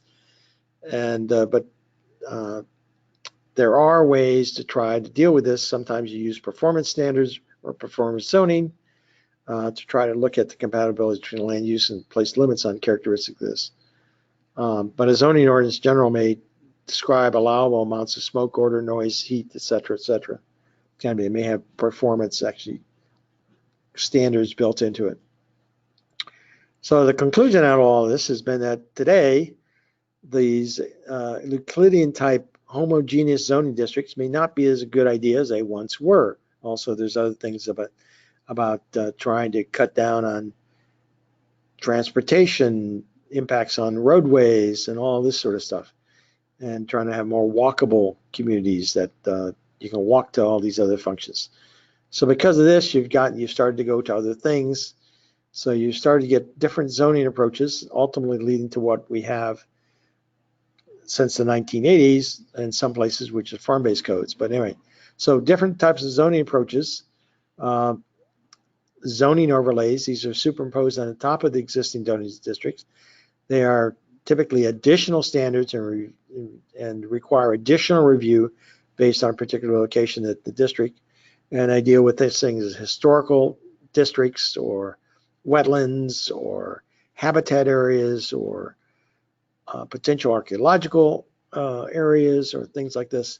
So they're typically additional restrictions. Now in Florida, this gets a little more complicated because the way that overlays are stated in our law, state law, they allow additional entitlements, both for downtowns and for rural land stewardship areas. But the national thing about overlays is they're typically an additional regulatory standard and review that is overlaying on a particular area. Floating zones, which we talked about on our Saturday sessions, these are unmapped zoning districts described in Texas zoning that are applied through zoning approval of developments. Although in some cases they can be considered as spot zoning and might also, like spot zoning, be typically illegal. However, if floating zones are particularly allowed by the comprehensive plan or by state law, then of course they're going to be legal if they're utilized properly. PUDs try to deal with large land under unified control with the master plan. They allow a lot more flexibility in terms of type of uses, but they typically also try to get more protection, preservation, things like that. They're more flexible tool than traditional straight zoning. Of course, cluster development, this is where typically land is under a single ownership, and you apply the density limitations to the entire development, but there may be flexibility in setbacks and utilities, and particularly there may even be incentives if you try to concentrate development on a piece of the site and protect or leave as open space the remainder of the site. We use a tool like this in the Ag Reserve here, Palm Beach County, where normally you'd only get 1 unit per 5 acres. But if you're over a certain size, 100 acres, and you cluster it on, say, 20% of your site, rather than just 20 units for that 100 acres, you get the equivalent of 1 unit per acre or 100 acres, but you have to cluster it on 20% of the project site, and then 80% remains either in agriculture or in as open space. Transfer development rights, yes. I thought cluster development was another name for PUDs. No. Cluster development is a particular tool by and of itself. Now a PUD can do clustering, but you can have like in the Ag Reserve here in Palm Beach County, which we're trying to protect the agricultural and open space aspect. Residential communities alone can basically cluster their development and get that density bonus, but they're not a PUD. They're not done as a PUD, which is a separate program. So can PUDs do clustering of development? Yes. Are there separate terms called planned unit development and cluster development under separate regulations? Yes. Does that help? Or does that help? Yes, it does. Thank you. Okay. Transfer development rights. And again, remember, I'm not a local planner. So if anybody disagrees with me, speak up. But this one I know pretty well because I've had to do it. although I did it from a regional agency's point of view and not from local. Although I was working with the local, they were the other. We were co-partners on the master plan that was being done at the local level, because a large chunk of the ag reserve was our land, and that we were going to do certain types of activities on. Anyway, transfer development right. This is basically where you're going to try to protect an area by sending the development credits from that area to another site. So you have a sending area that where you want to try to protect, and you have a receiving area which is going to be allowed to utilize that increased density or intensity at that site. And it's yielding partial or complete right to development in exchange for a right to develop another parcel more intensely. It's typically done off a private market, but there has to be a governmental allowance for the tool, and there has to be a market for the developments. And I've given you 2 TDR examples in New York City before that come up on the exam: Fred French Investing and the Penn Central case, where in the Penn Central case, the court said, yes, it's a good program for protection of historical preservation for Grand Central Station. Grand Central Station is an economically viable use. It's going to be left behind after the air rights, the TDRs were taken off for historic preservation purposes. And there was a hot market in downtown Manhattan. So that was a very good use of that. Yep, they approved it. In the other case, Fred French Investing, the city was going to take the guy's land as a park. He was not going to have it. He was going to have the property, but he couldn't make any economical viable use of it. Okay, and the TDRs didn't have a market. The receiving site was not an area that anybody wanted to develop in. So in that case, the court said the program is fine, but its application here is not. So they said this is going to be a taking if you do it this way. All right, that's TDR. Okay. And a TDR, transfer development right, is different than a purchase of development right. Purchase of development right is where you're going to purchase, local government is going to purchase the rights that you could otherwise develop on that site, leaving you with open space or agricultural land or minor other uses. And there's going to be typically a conservation easement or some other type of control put on it, so that you cannot come back and try to redevelop that land, but you're going to therefore get, though, maybe 80%, 90% often of the actual purchase price in exchange.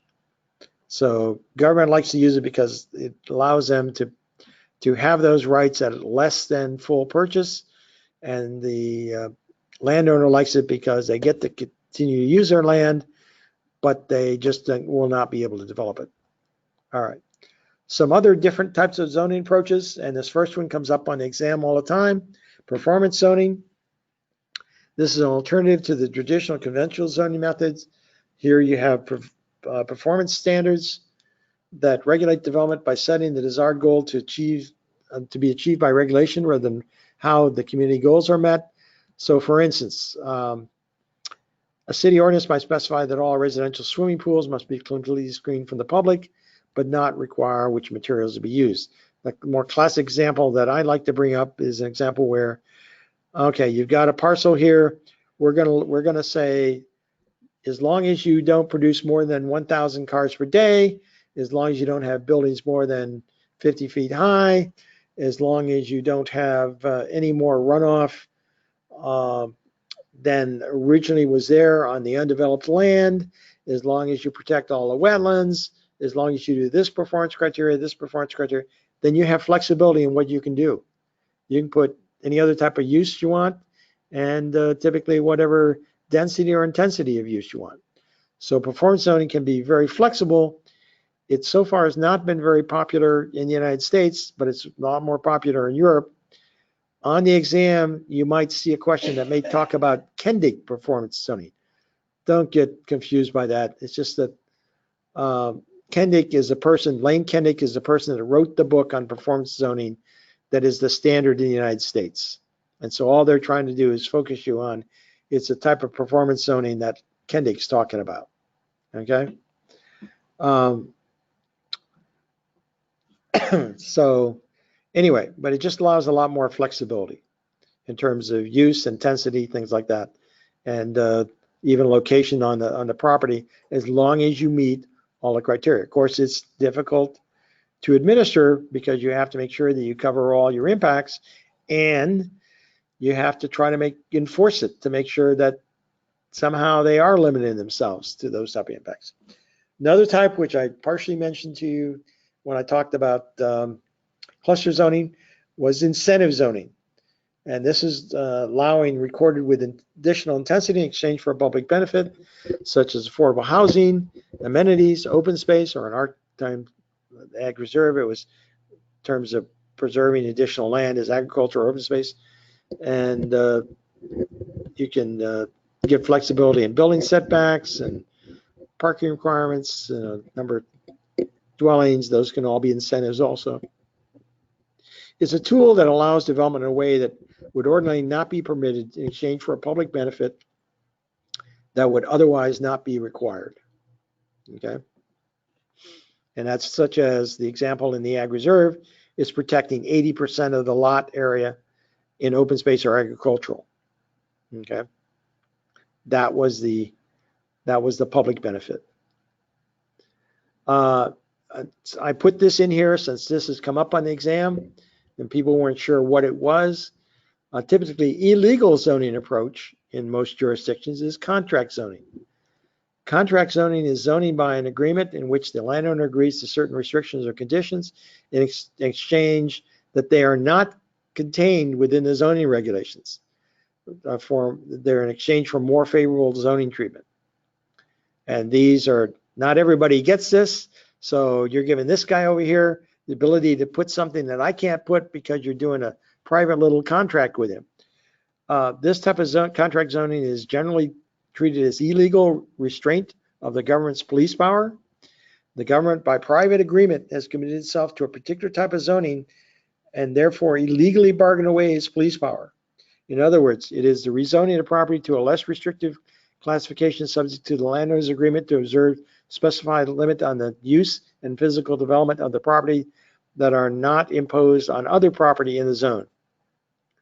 Now, it's different than a development agreement or other types of approaches where everybody gets to play by the same rules. Contract zoning, one of the distinctions is it's allowing them to do something that's not contained within the zoning regulations, that's not allowed, that everybody can't make use of. Everybody understand the concept, or anybody else have any other additional insights in what they think contract zoning is? Okay, going on.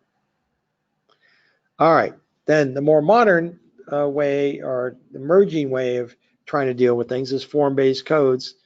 This is a method of regulating development to achieve a specific urban form.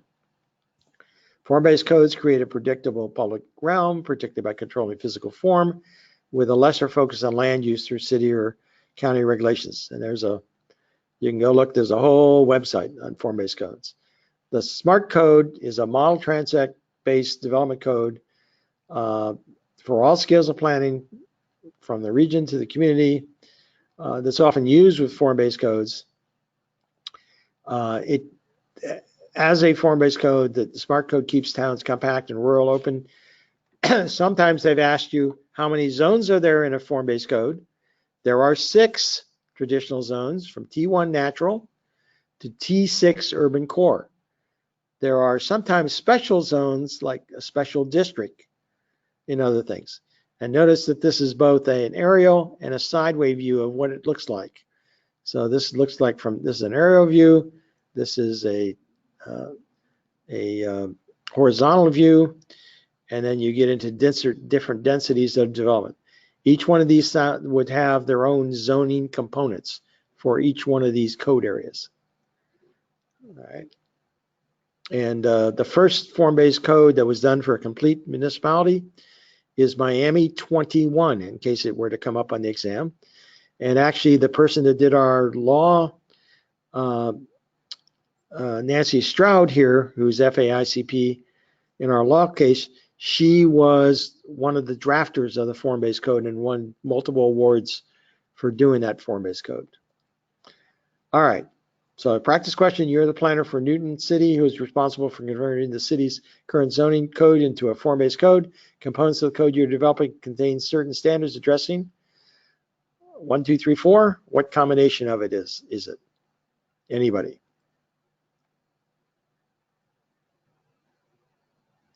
It's actually all of them.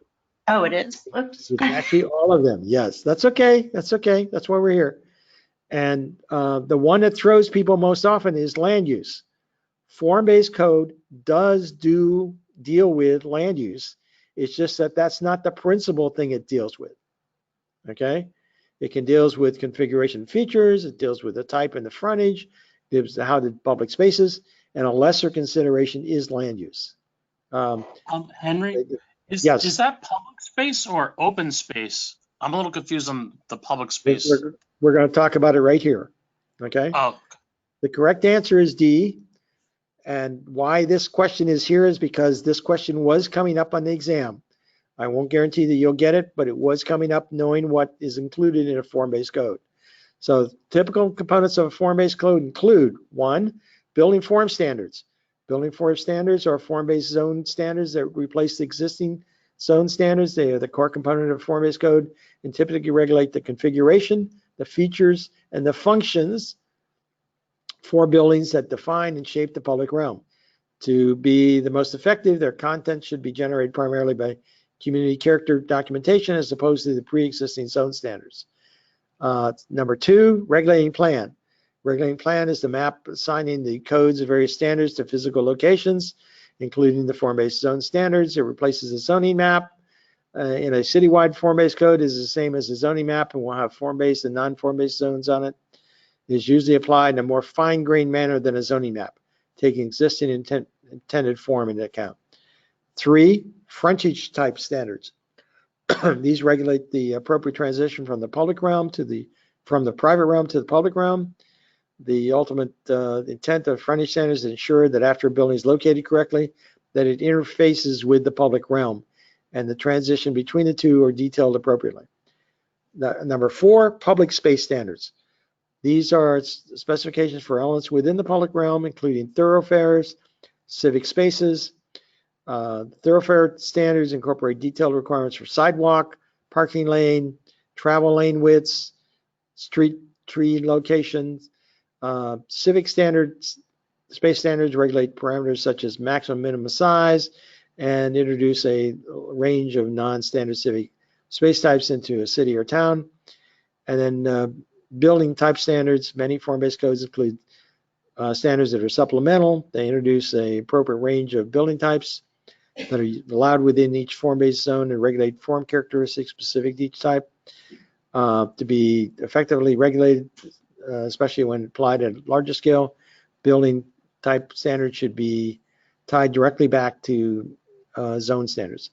A common misconception is that form-based code do not regulate land use, while form-based code uses form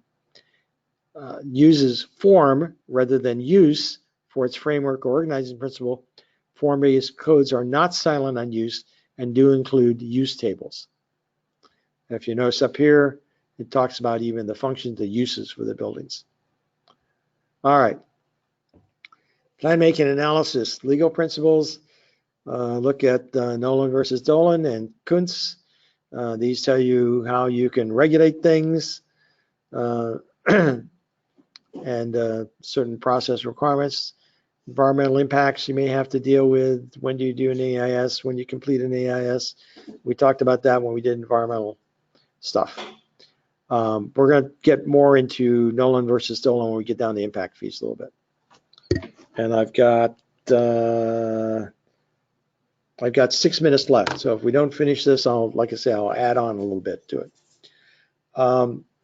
Definition, subdivision is the process of dividing a tract of land into smaller parcels or lots, and subdivision regulations control and record the process of subdividing, including the creation and preservation of land records through planning and mapping. Why? To ensure that you developers properly design and construct new neighborhoods and deal with issues like roads.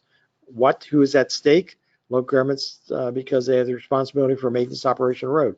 Good subdivision regulation provides connectivity of neighborhoods and traffic flows. I put this one in here because this has been coming up in the exam and people were having trouble with it. What is the difference between zoning and subdivision regulations? While zoning regulations address the type of use, the density, dimensional requirements of development allowed within a community, subdivision regulations control the pattern of development, the way land is divided up to accommodate those land uses, and whether or not you've got the supporting infrastructure needed, such as roads, water, wastewater, parks, and other surfaces. So if they ask you basically about bulk standards, the subdivision deal with bulk standards, what would you say? That's a zoning issue, not so much a subdivision regulations. In some cases, however, subdivision regulations may be adopted in the absence of zoning. But even here, they're most effective when tied to related dimensional and density requirements that are found in zoning regulations. So know the difference between zoning type things that, zoning's going to cover the density, the bulk standards, all those types of things. Subdivision is going to try to get up on the dividing of land, and then also the provision of necessary infrastructure such as roads, water, wastewater, parks, other services. Okay? Are we clear a little bit on the difference?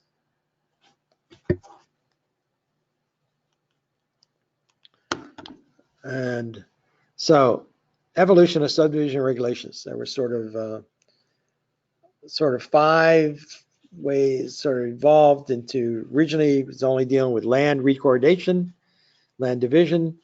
Then along came the 28 Standard City Plan Enabling Act. It got into local road design standards and other issues on for subdivision regulations.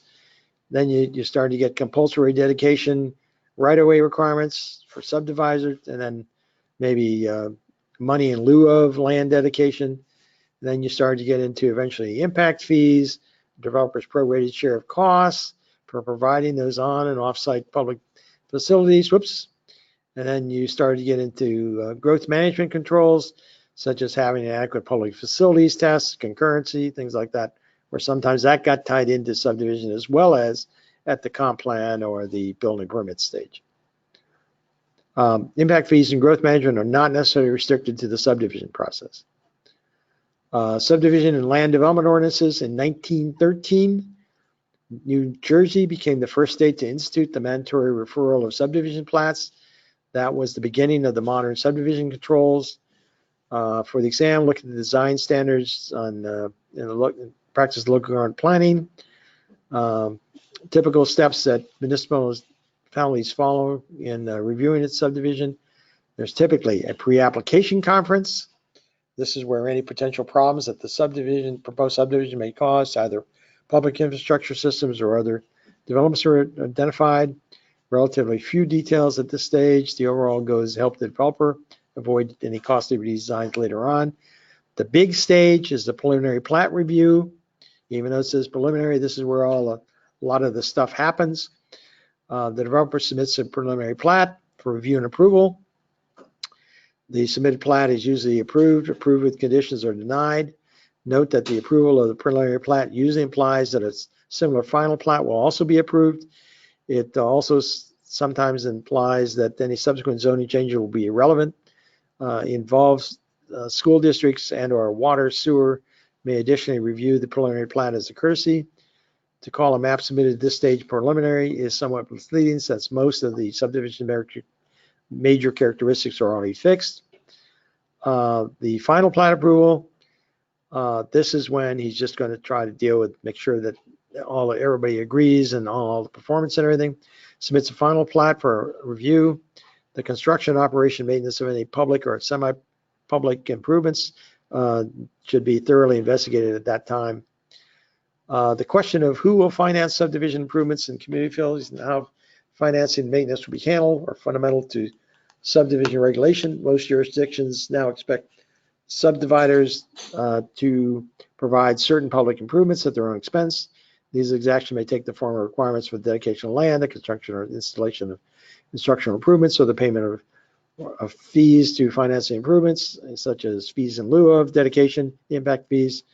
There are 3 types of exactions typically used in regulations. These are improvement, dedication of land. Here, the requirement to provide certain infrastructure, such as public walks, bus shelters, open spaces, sometimes required on land that does not own, and they may bond for improvements or performance guarantee. 3 different types of performance guarantee. They may in the form of performance bond from a surety company. Here, the surety company basically is doing the guarantee that improvements will be made. The developer may obtain an irrevocable letter of credit from a lender. This is often referred to by smaller developers as performance bonds are costly for the developer, but some developments don't allow that anymore. They may play cash in an escrow account, or they may place other personal property in an escrowed account, or the developer, the lenders, the developer's lender and municipality may enter a 3-party agreement. Fees in lieu of allows the developer to pay a fee in lieu of the improvements. Payment is usually made prior to and is conditional of final plat approval. In order to satisfy constitutional tests, the required fees are typically placed in accounts earmarked both by purpose and by the geographic area in which they are. In other words, if the exactions for parks, they got to be for parks. That's considered a Nolan Dolan case. And then we're going to get in, maybe I can finish up, impact fees. This form of subdivision exaction is similar concept and function to fees in lieu of dedication. However, they do not be tied to directly requirement dedication of land. Furthermore, impact fees can be more easily applied to offsite improvements.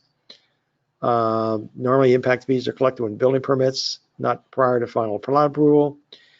And they're a systematic, comprehensive method of funding the capital improvements required by a series of new developments. And they must be developed based on legal precedent of nexus or the Nolan Dolan cases. They have to have a connection to the exaction, and they have to be roughly proportional. And with that, I've gone through all of Ted's presentation, a few other things I've done. There are some practice questions. I'll include them on the FTP site. So hopefully with that, I'm going to say good night to everybody. And hopefully this wasn't too rushed that you didn't get to ask questions that you wanted to ask. You And might mention that it's not an in-person class. and next Thursday is going to be an in-person class. This Saturday, we're going to have a class here. After this week, we don't know if we're going to have any more classes here at Wellington. Right now, they're not restricted because of coronavirus, but we don't know if that's going to happen or whether there's going to be any reluctance. Like tonight, we got no in-class students. So we got some of those online, and we're going to have to reconsider how we're doing this. So anyway, with that, good night, everybody.